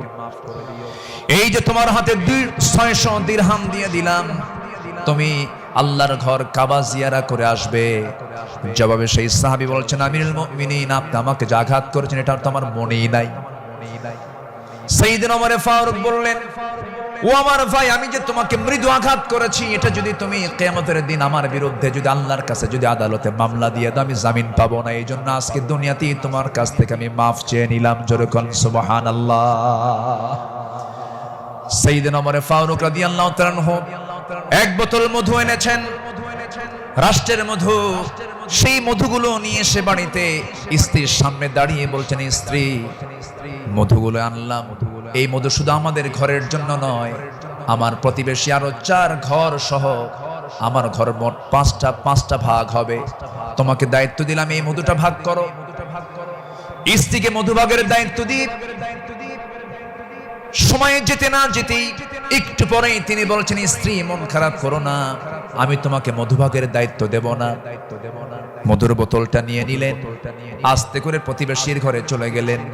প্রতিবেশীকে ডাক দিয়ে বলছেন, প্রতিবেশী, যে মধুর বোতলটা তোমাকে দিলাম সমান 5 ভাগে ভাগ করবে, একটা ভাগ তুমি আমাকে দিবে, বাকি 4 ভাগ তোমরা সব ভাগ করে নেবে।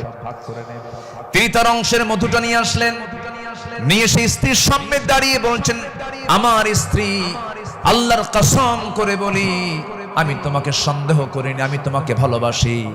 আমি রাষ্ট্র চালাই, তুমি আমার পরিবার চালাও, সন্তানাদির দিকে খেয়াল করো, আমার বড় উপকার তুমি করো। আমি তোমাকে সন্দেহ করে তোমার হাত থেকে মধুর বোতল আমি নেই নাই, আমি নিয়েছি। এই কারণটা হলো, এই যে মধু তুমি যখন ভাগ করতে যাবে, যদিও সমান ভাগে ভাগ করবে, কিন্তু মধু হলো তরল জিনিস।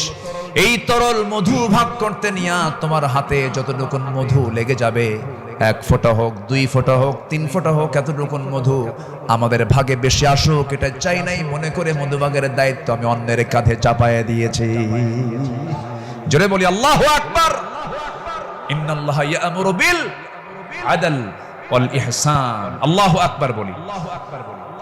নাম্বার 4 হলো 10টা পয়েন্ট, একটু কান লাগান, খরগোশের মতো কানটা একটু খাড়া করে মনোযোগ দিয়ে সবাই মনোযোগ দিয়ে শুনুন।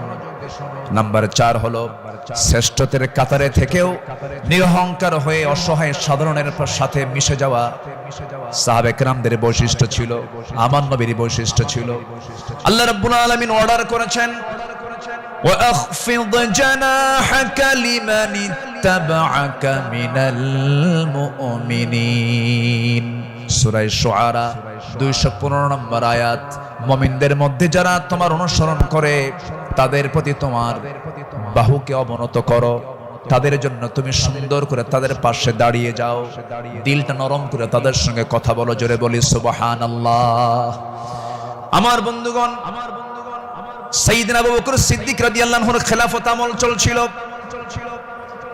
সাইয়েদনা আবু বকর রাদিয়াল্লাহু তাআলা আনহু সেই সময় যখন তিনি খেলাফত পেলেন, নতুন যখন তিনি দায়িত্ব পেলেন, খেলাফত গ্রহণ যখন তিনি করলেন, নতুন খলিফা হয়েছেন, এই খেলাফতের সংবাদ পেয়ে অনেকে আনন্দ প্রকাশ করছে, সুন্দর একজন খলিফা আমরা পেয়েছি। কিন্তু ওই মদিনার ছোট্ট একটা গ্রামের একজন মহিলা অঝরে ঝাড়ায় কাঁদতেছে, কান্নায় সে ভেঙ্গে পড়ছে। সবাই বলল, মহিলা তুমি কান্দো কেন? ও নারী তুমি কান্দো কেন? ও মহিলা তুমি কান্দো কেন? কান্নার হেতুটা কি? সঙ্গে সঙ্গে মহিলা বলতেছে, কান্নার কারণ হলো এমন একজন ব্যক্তি খেলাফতের দায়িত্ব পেয়েছে, যে লোকটা আমার বাড়ির প্রত্যেকদিন ছাগলটা দহন করে যেত, ছাগলের দুধটা দহন করত। আজকে সে খেলাফতের দায়িত্ব পেল, কিন্তু আমার এই ছাগলের দুধটা দহন করার মতো লোক আর আমি পাবো না, এই জন্য আমি কান্দি। ওই মহিলার কান্না যখন সাইয়েদনা আবু বকরের কানে যখন সংবাদটা চলে গেছে, ওই মহিলার সামনে দাঁড়িয়ে বলছেন, মহিলা কেঁদো না, আমি খলিফার দায়িত্ব পেয়েছি, খেলাফতের দায়িত্ব পেয়েছি বলে তোমার দায়িত্ব আমি পালন করব না, ভুল কথা। আমার দায়িত্ব এটাও রয়ে যাবে, আমার খেলাফতের দায়িত্ব রয়ে যাবে। জোরে বলেন সুবহানাল্লাহ। ইবনে সাকার বলেন, সিরাত গ্রন্থে এসেছে সাইয়েদনা আবু বকর সিদ্দিক রাদিয়াল্লাহু তাআলা আনহু একটা গ্রাম ছিল, একটা পল্লী ছিল, ছোট্ট একটা মহল্লা ছিল। ওই মহল্লার প্রত্যেক ঘরে ঘরে গিয়ে সাইয়েদনা আবু বকর প্রত্যেক ঘরের ছাগলগুলোর দুধ তিনি দহন করে দিয়ে আসতেন। জোরে বলেন সুবহানাল্লাহ, আরো জোরে বলে সুবহানাল্লাহ।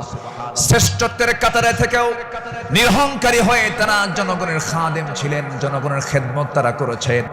রাতের বেলা একদিন তিনি খালি পায়ে হাঁটতেছেন। কি পায়ে বলেন? খালি পায়ে হাঁটতেছেন। সাইয়েদনা ওমর ফারুক দেখে বলছেন, আমিরুল মুমিনিন, আপনি খালি পায়ে হাঁটেন কেন? পাথরের আঘাতে আপনার চামড়া ফেটে তো রক্ত বের হয়ে যাবে, আপনি আহত হয়ে পড়বেন, রক্তাক্ত হয়ে যাবেন।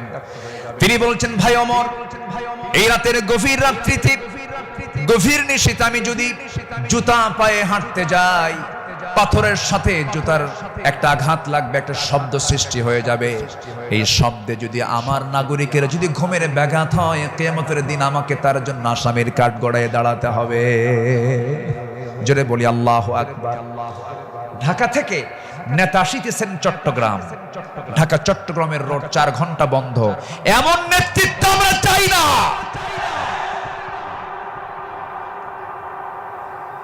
আমরা শাসক দেখতে চাই, জনগণের শাসক, ঠিক কিনা? আমরা কিসের শাসক দেখতে চাই? যাকে দেখলে ওমরের কথা মনে হবে, যাকে দেখলে আবু বকরের কথা মনে হবে, যাকে দেখলে ওসমানের কথা মনে হবে। একটা ওমর আল্লাহ পাক তুমি বাংলার জমিনে দিয়া দাও। জোরে বলি আল্লাহুম্মা আমিন। সাইয়েদনা আবু বকর সিদ্দিক রাদিয়াল্লাহু তাআলা আনহু, খেলাফত মানে কি? একটা দেশের তিনি রাষ্ট্রপ্রধান। রাতের বেলা তিনি চলে গেছেন হলো প্রতিবেশীর ঘরে। কোন প্রতিবেশী? যে প্রতিবেশীর স্বামী নাই, ছেলে নাই, মেয়ে নাই। যেই মহিলার তিনি খেদমত করতে গেছেন তার চোখটাও নাই, বয়োবৃদ্ধ জ্ঞান বৃদ্ধ একজন নারী, সচেতন একজন নারী। তিনি তার খেদমত করার জন্য খেলাফতের দায়িত্ব পাওয়ার পরও তিনি চলে গেছেন। দরজায় নক করেছেন, খেদমত করলেন, বের হয়ে আসছেন। পরের রাত্রিতে সাইয়েদনা ওমর ফারুক রাদিয়াল্লাহু আনহু তিনি ভাবলেন, আমার ভাই আবু বকর তো খেলাফতের দায়িত্ব পেয়েছেন, উনি কি খেদমত করতে পারছেন কিনা জানি না। উনি চলে গেছেন খেদমত করার জন্য। দরজায় তিনি নক করেছেন, বুড়িমা, আপনার খেদমতের জন্য আমি এসেছি, আমি ওমর আসছি। কে প্রয়োজন নেই। কেন? কিছুক্ষণ আগে একজন খেদমত করে চলে গেছে। উনি ভাবলেন যে খেদমতটা কে করতে পারে। পরপর তিনি 3 রাত ওই বুড়ি মহিলার ঘরের পাশে গিয়ে আড়ালে তিনি দাঁড়ালেন, খুঁজে পাচ্ছেন না, কখন ঢোকে তাও টের পাওয়া যায় না।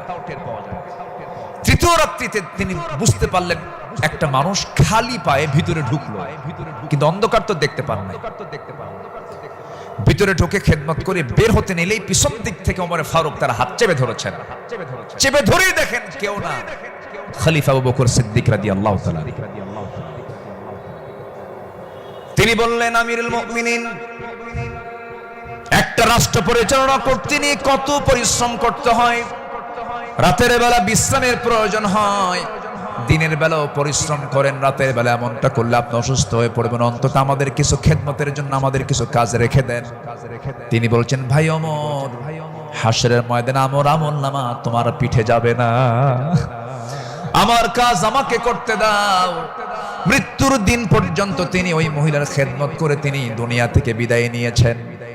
দ্বিতীয় খলিফা ওমর ফারুক রাদিয়াল্লাহু তাআলা যখন খেলাফতের দায়িত্ব পেলেন, ওই মহিলা জানেন না প্রথম খলিফা ইন্তেকাল করেছেন। খেলাফতের দায়িত্ব যেদিন পেয়েছেন সেই দিনই রাত্রে বেলায় ওমর ফারুক তিনি চলে গেছেন মহিলার ঘরে। দরজায় নক করে ভিতরে ঢুকেছেন। মহিলা জানেন না খাদেম চেঞ্জ হয়েছে। ভিতরে তিনি সব কাজগুলো করলেন, রান্না বান্না করে দিলেন, কাপড় চোপড় ধুয়ে দিলেন, খাবার দাবার ধুয়ে দিয়ে পরিষ্কার করে তিনি বের হয়ে আসলেন। মহিলা অন্ধ মানুষ বসেছেন খাবার খেতে, সামনে খেজুর নিয়ে যখন বসেছেন, খেজুর একটা মুখে নেওয়া মাত্রই দাঁতের নিচে যখন খেজুরের বিচি যখন পড়ে গেছে, সঙ্গে সঙ্গে মহিলা বলতেছেন ইন্না লিল্লাহ। তিনি চোখের পানি ফেলে দিয়া কেঁদে কেঁদে বলতেছেন, বুঝতে পেরেছি আমার আসল খাদেম আবু বকর আর দুনিয়াতে নাই। আমার আবু বকর যখন আমার খেদমত করতে আসতো, যখন সে খেজুরগুলো আমাকে ধুয়ে দিত, শুধু খেজুর শুধু ধুয়েই দিত না, খেজুরগুলো ধুয়ে ভিতরের যে বিচিগুলো আছে বিচিগুলো সরায়া আমার সামনে রেখে দিত, যেন আমার খেতে কোনো কষ্ট না হয়। জোরে বলে সুবহানাল্লাহ, আর জোরে বলে সুবহানাল্লাহ। শাসক ছিলেন, শাসকের কাতারে থেকেও তারা নিরহংকারী হয়ে জনগণের সেবা করেছেন। আল্লাহু আকবার বলেন। সাইয়েদনা ওমর ফারুক রাদিয়াল্লাহু তাআলা আনহু, তিনি যেদিন শাসনভার তার কাছে আসে, তার কাঁধে যখন আসে, সেই দিন থেকে নিয়ে শুরু করে মৃত্যুর দিন পর্যন্ত কোন রাত তার পিঠটা তার বিছানার সঙ্গে লাগাতে দেননি।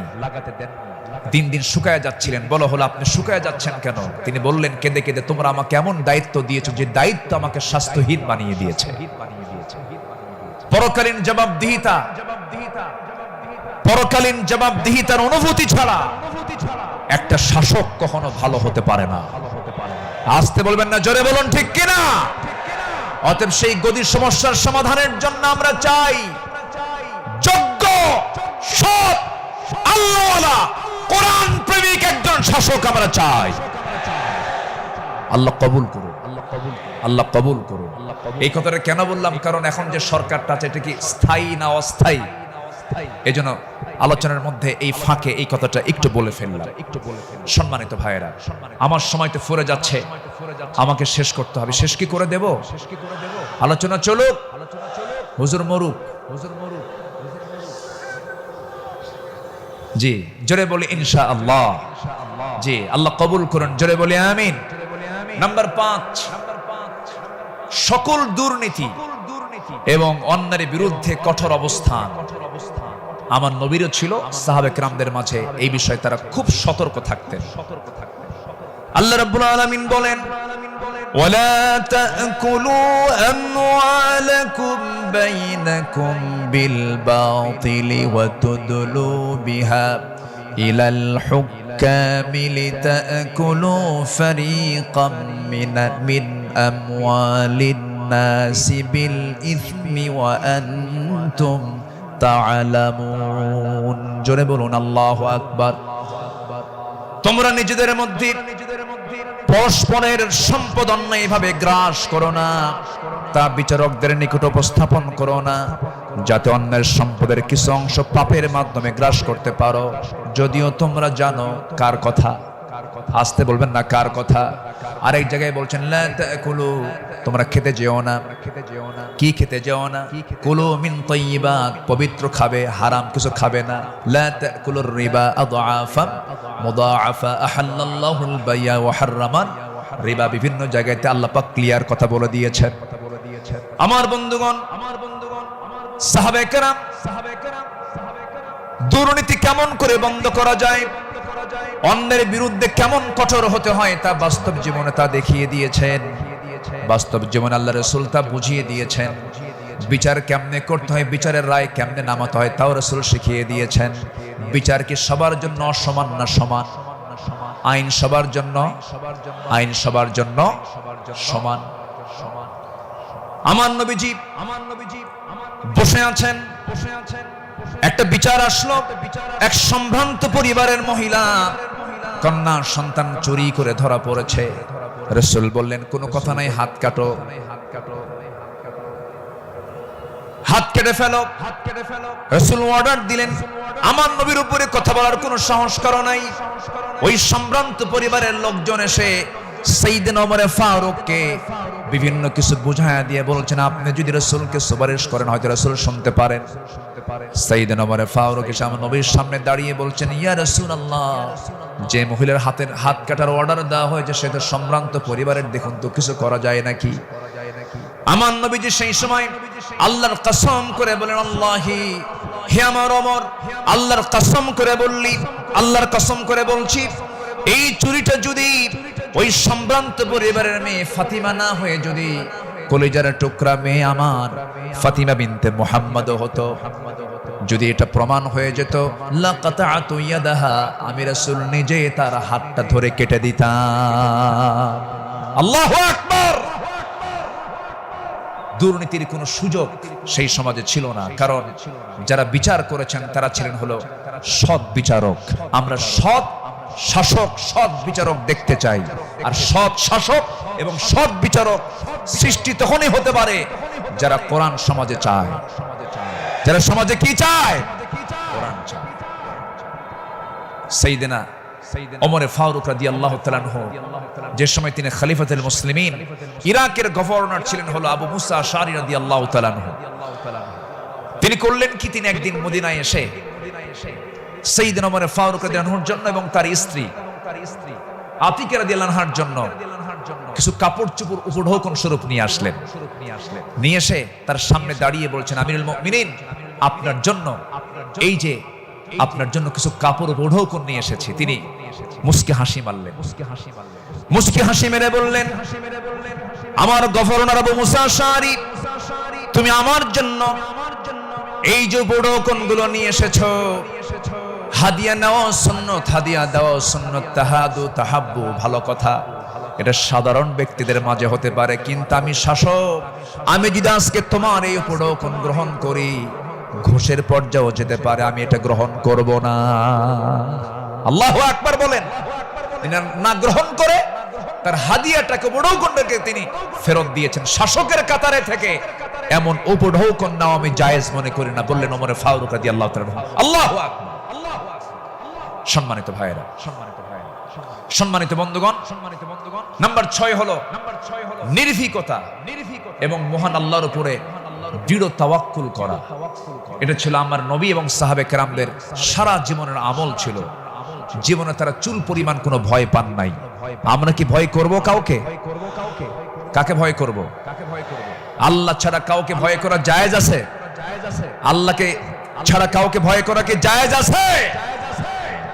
আমার নবীজি কোন এক যুদ্ধের ময়দানে যাবেন, একটা গাছের নিচে তিনি শুয়ে পড়লেন।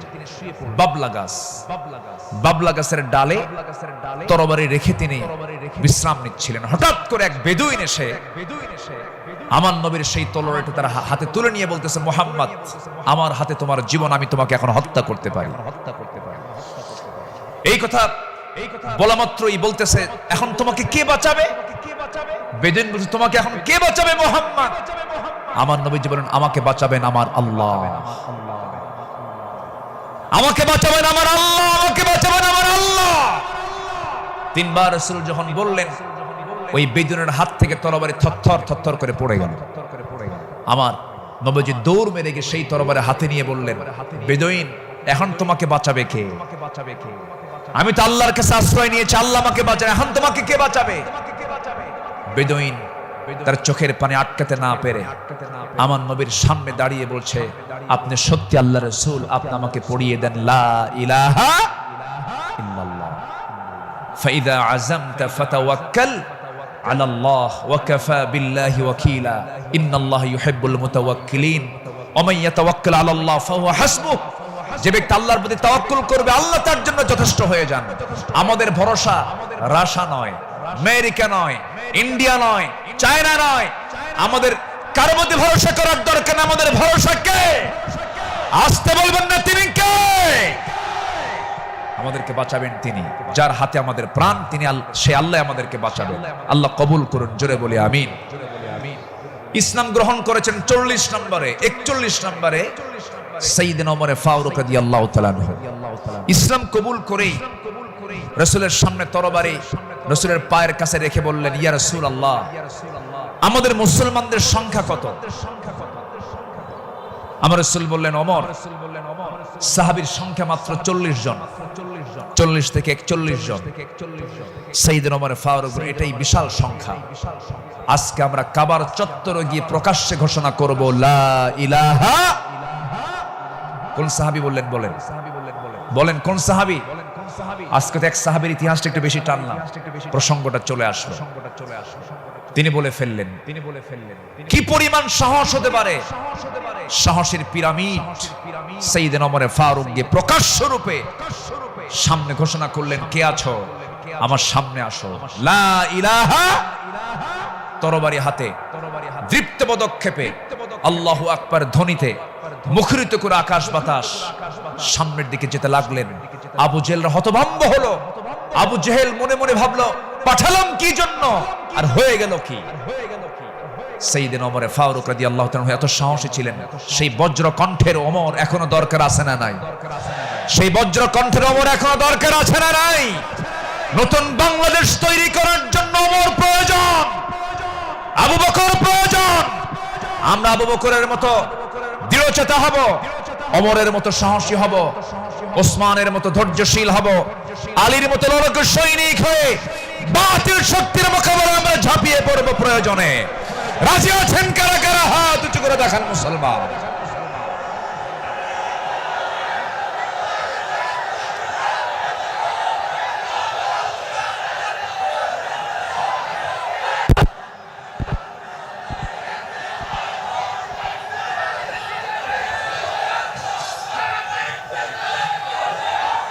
আল্লাহ কবুল করুন, জোরে বলে আমিন, আরো জোরে আমিন।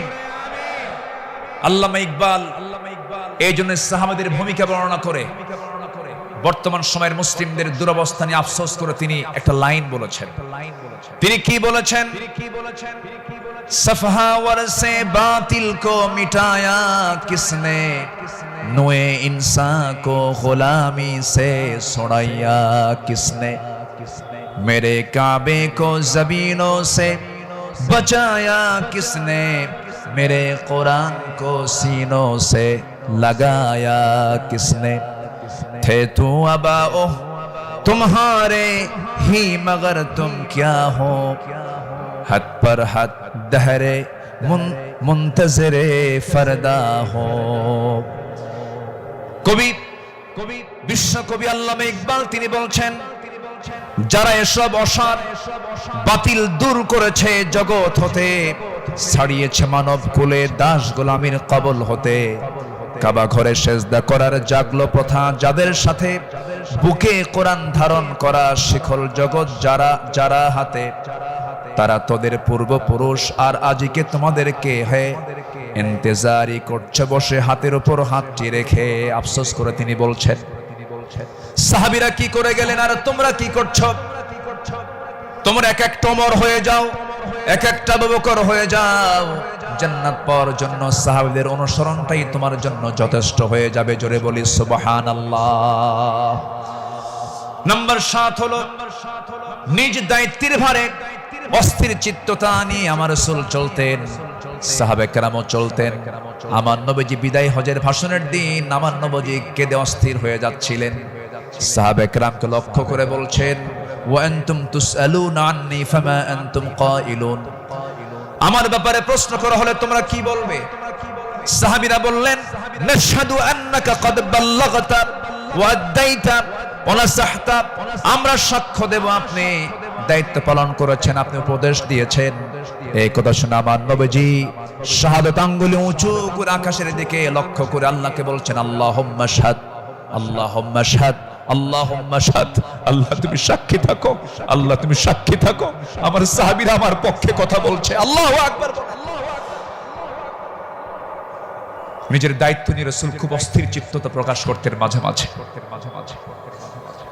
আমার বন্ধুগণ, আমার নবীজি মাঝে মাঝে এত পরিমাণ কাঁদতেন, কান্নার পরিমাণ এত হতো, আমার নবীজি যখন সেজদায় পড়ে যেতেন না, সেই শরীফের হাদিসে এসেছে পানি গরম হলে পরে টকবক যেমন আওয়াজ হয়, ফুটন্ত পানি যেমন টকবক টকবক আওয়াজ করে, আমার নবীজি সেজদার সময় এত পরিমাণ কাঁদতেন।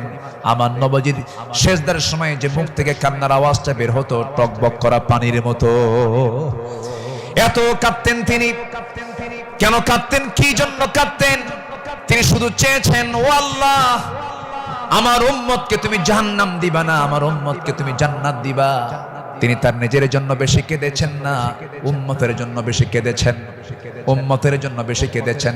আমার বন্ধুগণ, এই জন্য এই পৃথিবীতে সবচাইতে বেশি ভালোবাসবে এক নাম্বার কাকে বলেন? আসতে বলবেন না কাকে? নাম্বার 2 হচ্ছে মুহাম্মদ সাল্লাল্লাহু আলাইহি ওয়াসাল্লামকে আমরা ভালোবাসবো। তিনিও ভালোবেসেছেন।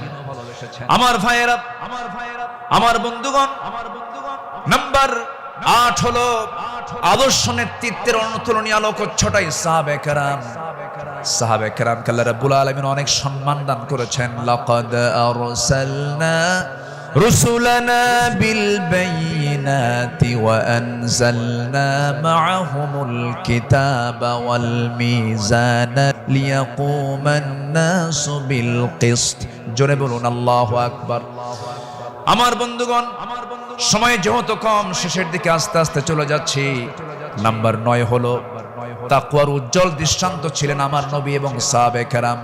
লাকিনিল্লাযীনা তাকাও রাব্বাহুম লাহুম জান্নাতুন তাজরি মিন তাহতিহাল আনহার আল-আনহারু খালিদিনা ফিহা নুজুলাম মিন ইনদিল্লাহ ওয়ামা ইনদাল্লাহি খায়রুল লিল আবরার। জোরে বলুন আল্লাহু আকবার। যারা নিজেদের প্রতিপালককে ভয় করে চলেন তাদের জন্য আছে এমন সব উদ্যান, এমন সব জান্নাত যারা তলদেশ দিয়ে নহর প্রবাহিত। আল্লাহর পক্ষ থেকে অতিথিয়তা স্বরূপ তারা সর্বদা সেখানে থাকবে। আল্লাহর নিকট যা কিছু আছে পুণ্যবানদের জন্য তাই হলো শ্রেষ্ঠ। জোরে বলি সুবহানাল্লাহ। তাকওয়া কাকে বলে সাহাবে কেরাম শিখিয়েছেন। তাকওয়া কাকে বলে আম্বিয়া কেরাম শিখিয়েছেন। বিশেষ করে আমার নবীজি তাকওয়ার তিনি মূর্ত প্রতীক ছিলেন। আমার বন্ধুগণ, নাম্বার 10 হলো, নাম্বার 10 সর্বশেষ যেটা, সেটা হলো আল্লাহর কাছে বিনম্র চিত্তে অশ্রু ঝরানো, চোখের পানি ফেলে ফেলে কাঁদা। এই দুনিয়াতে আমি যখন জন্ম নিয়েছি আমার প্রথম ভাষা ছিল হাসা না কাঁদা, হাসি না কান্না। মার পেট থেকে দুনিয়াতে এসে আমি কেঁদেছি না হেসেছি? কেঁদেছি। মূলত এই জায়গাটা হলো, এই দুনিয়াটা হলো কান্নাকাটি করার জায়গা। হাসির জায়গা হলো জান্নাত, আনন্দের জায়গা হলো জান্নাত। জান্নাতে গিয়ে বান্দার জীবনের সব সমস্ত আনন্দ সেই জান্নাতি সে ভোগ করবে। হুজিবাতুল জান্নাতু বিল মাকারিহ হুজিবাতুন নারু বিশ শাহাওয়াত।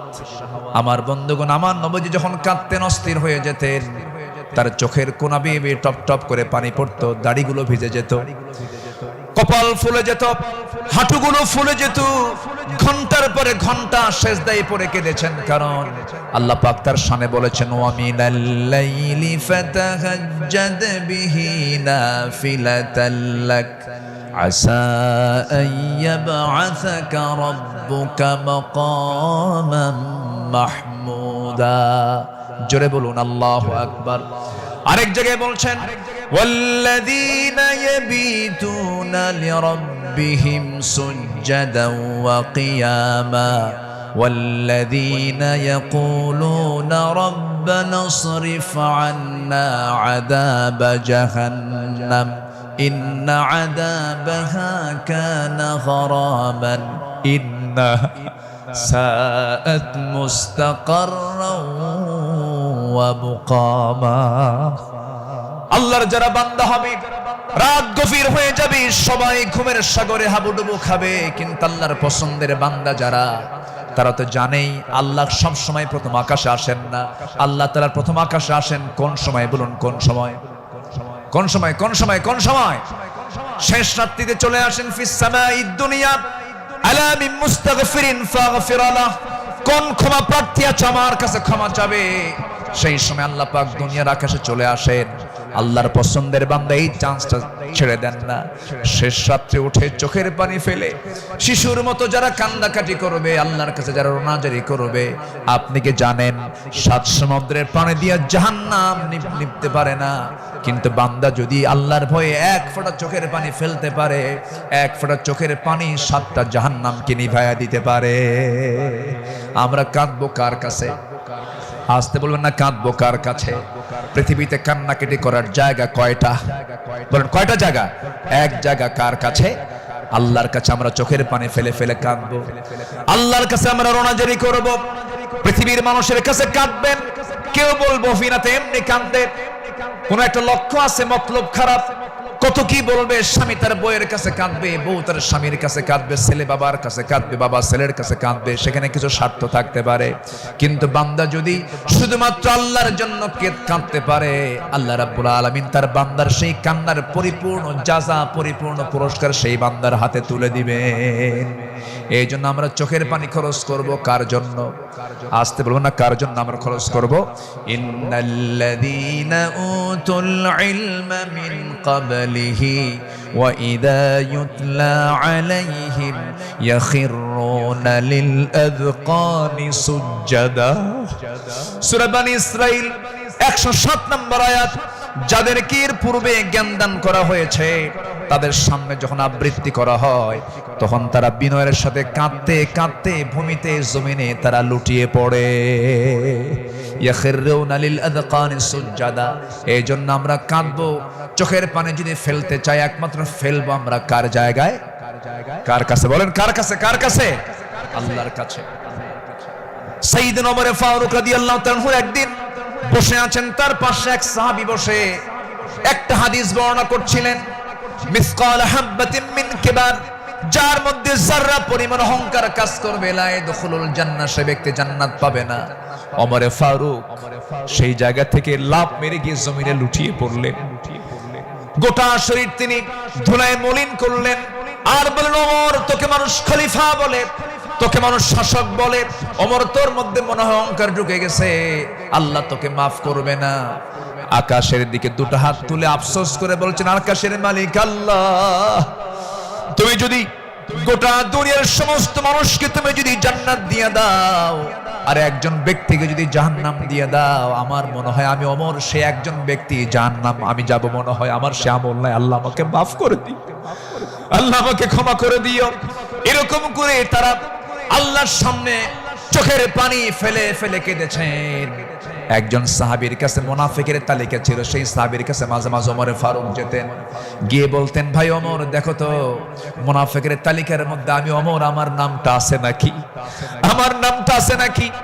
সাহাবী বলতেন, ভাই ওমর, আপনার নাম থাকবে কেন? আপনি তো জান্নাহ, ওমর ফিল জান্নাহ। তিনি উত্তরে বলতেন, ভাই রে, আমার মন বলছে কেন যেন মনে হয় আমি কি মুনাফিকের কাতারে চলে গেলাম কিনা। কি চিন্তা তাদের মধ্যে কাজ করতো, কার ভয়, কার ভয়, কার ভয়? আসতে বলবেন না, কার ভয়? সবাই কি তাহাজ্জুদের নামাজ পড়তে রাজি আছেন? 5 ওয়াক্ত নামাজ পড়ার দরকার নাই, হ্যাঁ? কি দরকার আছে কিনা বলেন? তাহলে 5 ওয়াক্ত নামাজও পড়বো এবং স্পেশাল অফার, ওই সময় চোখের পানি ফেললে বান্দার কোনো দোয়া মিস হয় না। সেটা হচ্ছে কি? ওয়াল্লাযীনা ইয়াবিতুনা লিরাব্বিহিম সুজদান ওয়া কিয়ামা, যারা রাতটা কাটায় দেয় রুকুতে এবং সিজদার মধ্যে। কার কাছে?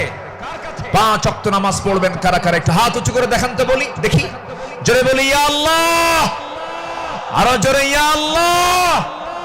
আমাদেরকে 5 ওয়াক্ত সালাত আদায় করার তৌফিক তুমি আল্লাহ দিয়ে দাও।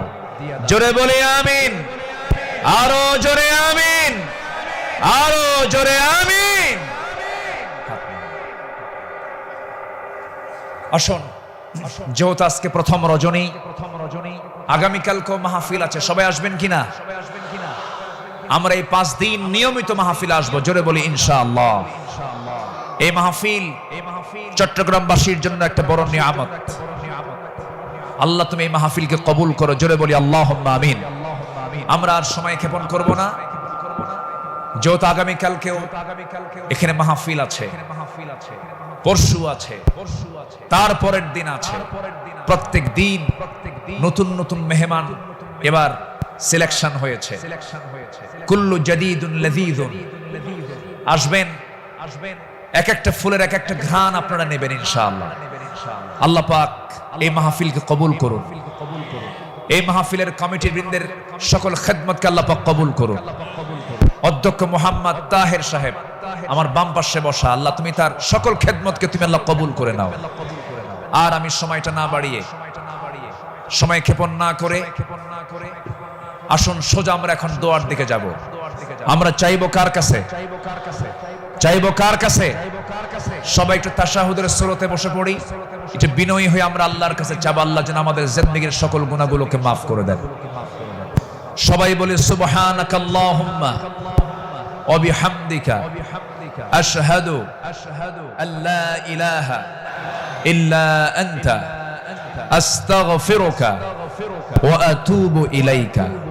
চিৎকার মেরে বলি, ইয়া আল্লাহ, আমার জীবনের সাগীরা কবীরা, ছোট বড় সব গুনাহ তুমি আল্লাহ। জোরে বলুন, ইয়া রাব্বাল আলামিন। রব্বানা যালামনা أنفسنا وإن لم تغفر لنا وترحمنا لنكونن من الخاسرين ربنا لا تزغ قلوبنا بعد إذ هديتنا وهب لنا من لدنك رحمة إنك أنت الوهاب। আয় আল্লাহ তাআলা, সন্ধ্যা থেকে শুরু করে নিয়ে 10টা পর্যন্ত দীর্ঘ সময় ধরে তোমার কালামের একটা আয়াতকে সামনে রেখে তোমার পছন্দের গোলাম আমাদের পয়গম্বর রাসূলের জীবন থেকে, তোমার পছন্দের বান্দা সাহাবে কেরামদের জীবন থেকে কিছু আলোচনা করেছি। তোমার কালাম থেকে কিছু কথা বলে শেষ সময়ে তোমার শাহী দরবারে কাঙ্গাল ফিকারের মতো দুটো হাত পেতেছি আল্লাহ। আয় আল্লাহ তাআলা, চট্টগ্রামের এই প্যারেড ময়দান তুমি আল্লাহ বান্দাদের দিকে তাকায় দেখো, ভিক্ষুকের মতো হাত পেতে আছে রে আল্লাহ। গুনার দিকে নজর দিও না, বান্দা মনে করে তামাম জিন্দেগীর সমস্ত গুনাহগুলোকে মাফ করে দাও। আয় আল্লাহ তাআলা, দুটো হাত যখন তুলে রাখি দুজন মানুষের কথা বেশি বেশি মনে পড়ে যায় রে। আমাদের মাঝ থেকে যাদের জনম দুঃখিনী মা, জনম দুঃখী বাপজান যারা দুনিয়া থেকে বিদায় নিল, জিন্দেগীর গুনাহগুলো মাফ করে দাও, কবরগুলোকে জান্নাতের টুকরা বানায়া দাও। অনেক আলোচনা শেষ করি, বাড়ি ফিরে যাব রে। সব দেখবো, ছেলে দেখবো, মেয়ে দেখবো, স্ত্রী দেখবো, সন্তানদের দেখবো, আত্মীয় স্বজন দেখবো, কিন্তু মার দিকে তাকায় দেখতে চাবো, কিন্তু মার ঘরে মা নাই, মা কবরে চলে গেছে। বাবা নাই, বাবা কবরবাসী হয়েছেন রে। গোটা পৃথিবীর সব খবর ঘরের কোণে বসে সব দেখা যায়, জানা যায়, শোনা যায়, কিন্তু ঘরের কোণে মা, কবরে মা শুয়ে আছেন, তার কোনো খবর দুনিয়াবাসীর কাছে থাকে না রে আল্লাহ। সে আব্বা আম্মা যারা চলে গেল, জিন্দেগীর গুনাহগুলো মাফ করে দাও, কবরগুলোকে জান্নাতের টুকরা বানায়া দাও। ও আল্লাহ, এমন বান্দা আমার সঙ্গে হাত তুলতে পারেন, নিজের হাতে নিজের মাকে দাফন করেছেন, নিজের বাপকে নিজে হাতে কবর নিয়ে কবরে শোয়া দিয়েছেন রে। সে আব্বা আম্মা যারা চলে গেছে, কবরের সমস্ত আযাবকে মাফ করে দিয়া কবরগুলোকে জান্নাতের বাগান বানায়া দাও। আব্বা আম্মার জন্য কি দোয়া তাও শিখিয়ে দিয়েছো, হাত একটু উঁচু করে আল্লাহর শেখানো দোয়া পড়ে আওয়াজ দিয়ে দিয়ে আমার সঙ্গে ঠোঁট মিলায়া সবাই আকাশ বাতাস মুখরিত করে সবাই আমার সঙ্গে ঠোঁট মিলায়া বলুন, রব্বিরহামহুমা কামা রব্বায়ানি সগীরা, রব্বিরহামহুমা কামা রব্বায়ানি সগীরা, রব্বিরহামহুমা কামা রব্বায়ানি সগীরা। আয় আল্লাহ তাআলা, বিশেষ করে এই মাহফিলের আয়োজন যারা করলেন, শোনার জন্য দূর দূরান্ত থেকে যারা আসলেন, বিনিময়ে কিয়ামতের কঠিন ময়দান যেদিন কেউ কাউকে চিনবে না, এমনকি মা সন্তানকে পর্যন্ত স্বীকার করে বসবে, যেদিন মানুষ কাঁদতে কাঁদতে চোখের পানিগুলো ফরে যাবে, চোখ থেকে রক্ত বের হওয়া শুরু হয়ে যাবে, সেই কঠিন মুসিবতের দিন এ মাহফিল সবার জন্য নাজাতের মাধ্যম তুমি আল্লাহ বানায়া দিও। ও আল্লাহ, ইসলামী সমাজ কল্যাণ পরিষদ চট্টগ্রামের সঙ্গে যারা শুরু থেকে ছিলেন, আজকে তারা দুনিয়াতে অনেকেই নাই। মেহেরবানি করে তাদের কবরগুলোকে জান্নাতের টুকরা বানায়া দাও। আয় আল্লাহ তাআলা, তোমার বান্দাগুলো দুটি হাত ভিক্ষুকের মতো পেতে আছে। তুমি আল্লাহ ভালো করে জানো, তুমি তো অন্তর্যামী আল্লাহ। তোমার বান্দাদের মনের বাসনা কি তুমি আল্লাহ ভালো করে জানো। যার যা চাওয়া তুমি আল্লাহ পাওয়া করে দিও। রোগাক্রান্ত থেকে রোগ মুক্ত করো, ঋণগ্রস্ত থেকে ঋণ মুক্ত হওয়ার তৌফিক দিয়া দাও। ব্যবসায়ী ঘাটতি, ব্যবসায়ী তুমি আল্লাহ বরকত দিয়া দাও। পরিবারে অশান্তি, তুমি আল্লাহ শান্তি দিয়া দাও। যার যে সমস্যাগুলো আছে মেহেরবানি করে তুমি আল্লাহ সমাধান করে দাও। লা তাদা লানা যামবান ইল্লা গফরতাহ ওয়ালা হাম্মান ইল্লা ফাররাজতাহ ওয়ালা দাইনান ইল্লা কাদাইতাহ ওয়ালা মারিদান ইল্লা শাফাইতাহ ওয়ালা হাজাতাম মিন হাওয়াইজিদ দুনিয়া ওয়াল আখিরাহ। আয় আল্লাহ তাআলা, এমন সময় হাত তুলেছি 180 কোটি মুসলমানের দুনিয়ায় মুসলমানদের পায়ের তলায় মাটি নাই। আয় আল্লাহ তাআলা, 180 কোটি মুসলমানের জন্য একটা ওমর দারুণ দরকার। আল্লাহ মেহেরবানি করে মুসলিম উম্মার জন্য একটা ওমর তুমি আল্লাহ দুনিয়াতে পাঠায়া দাও। মুসলমানদের বাইতুল আকসা তুমি আল্লাহ মুসলমানদের হাতে তুলে দাও। সিরিয়াকে যেমন জুলুম মুক্ত করেছো, ফিলিস্তিনকে তুমি আল্লাহ ইহুদি মুক্ত করে দাও।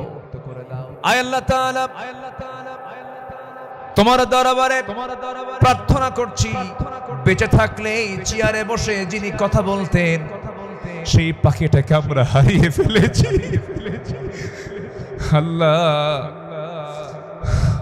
তোমার দরবারে ফরিয়াদ করি, এই পাখিটা আয় আল্লাহ তাআলা, এই কোরআনের পাখির কবরটাকে তুমি আল্লাহ জান্নাতের টুকরা বানায়া দাও। ও আল্লাহ, তার জালালিতের স্বপ্ন এই জমিনে কোরআনের রাজ কায়েম হবে, এমন দৃশ্য দেখার তৌফিক তুমি আল্লাহ আমাদের সবাইকে দিয়া দাও। ও আল্লাহ, এই মঞ্চে কথা বলেছেন অনেকে আজকে দুনিয়াতে নাই। যারা দুনিয়া থেকে বিদায় নিয়েছেন কবরগুলোকে জান্নাতের টুকরা বানায় দিও। আয় আল্লাহ তাআলা, দুনিয়া থেকে কোন দিন বিদায় নেব জানি না, তবে যেদিন মরমরে টান মেরে ঘর থেকে বের করে দেবে, জীবনের শেষ গোসলটা হয়ে যাবে, মরামুখ সব দেখে দেখে চলে যাবে, আত্মীয় স্বজন দিয়ে ঘর বাড়ি ভরে যাবে রে ভাই। চোখের পানি ফেলে ফেলে কাঁদবি, বউটা বলবি স্বামী আমার কোথায় চলে গেলে, এই যে সংসারের চাবিটা কার হাতে দেব। সন্তানগুলো কাঁদতে কাঁদতে গলা ভেঙে যাবে, অস্থির হয়ে পড়বে, অজ্ঞান হয়ে যাবে, সব টেনে হেঁচড়ে আমাকে ঘর থেকে জীবনের শেষবারের মতো বিদায় দিয়ে দেবে রে। জীবনের শেষ গোসলটা করায় দেবে। সেলাইওয়ালা কাপড় চোপড় গুলো ছিল সব কেচে দিয়ে কেটে কেটে খুলে খুলে নেবে। সমস্ত কাপড়গুলো অচল হয়ে যাবে রে। বাজার থেকে কম দামি সাদা কাফনের কাপড় নিয়ে আসবে, সেলাই নাই, পকেট নাই, বুতাম নাই, দেহের মধ্যে ঢুকায় দিয়া মাথায় বাঁধন, পায়ে বাঁধন দিয়া দেবে রে। টেনে হেঁচড়ে জানাজায় নিয়ে যাবে, জানাজা শেষ হয়ে যাবে, মরা মুখ সব একটা বারের মতো দেখে নেবে, টেনে হেঁচড়ে কবরের দিকে নিয়ে চলে যাবে, কবরে রেখে সব চলে আসবে। দিন শেষে বন্ধু আমার কেউ না, তুমি আল্লাহ, তুমি ছাড়া।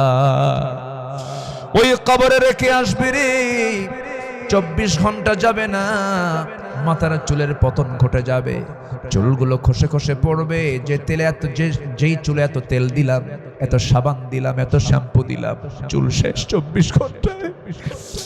3 দিনের মাথায় চামড়াগুলো গলে গলে পোকার পেটের খাবার হয়ে যাবে রে।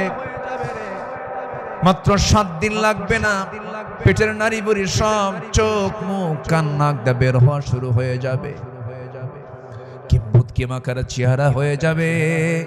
মাত্র 3টা মাস। যদি কেউ কবর খনন করে দেখতে যায়, কয়েকটা হাড্ডি ছাড়া কিছুই খুঁজে পাওয়া যাবে না রে আল্লাহ। এই তো আমার জীবনের শেষ অবস্থা আল্লাহ। বুঝতে পেরেছি তুমি আল্লাহ, তুমি ছাড়া আমার কোনো বন্ধু নাই রে। ও আল্লাহ, সে অন্তিম সময় যখন চলে আসবি, আমাদের সবার জামানে, সবার জেহেনে, সবার জামানে জারি করে দিও কালো যে কালেমা তাইয়্যিবা লা ইলাহা ইল্লাল্লাহ মুহাম্মাদুর রাসূলুল্লাহ।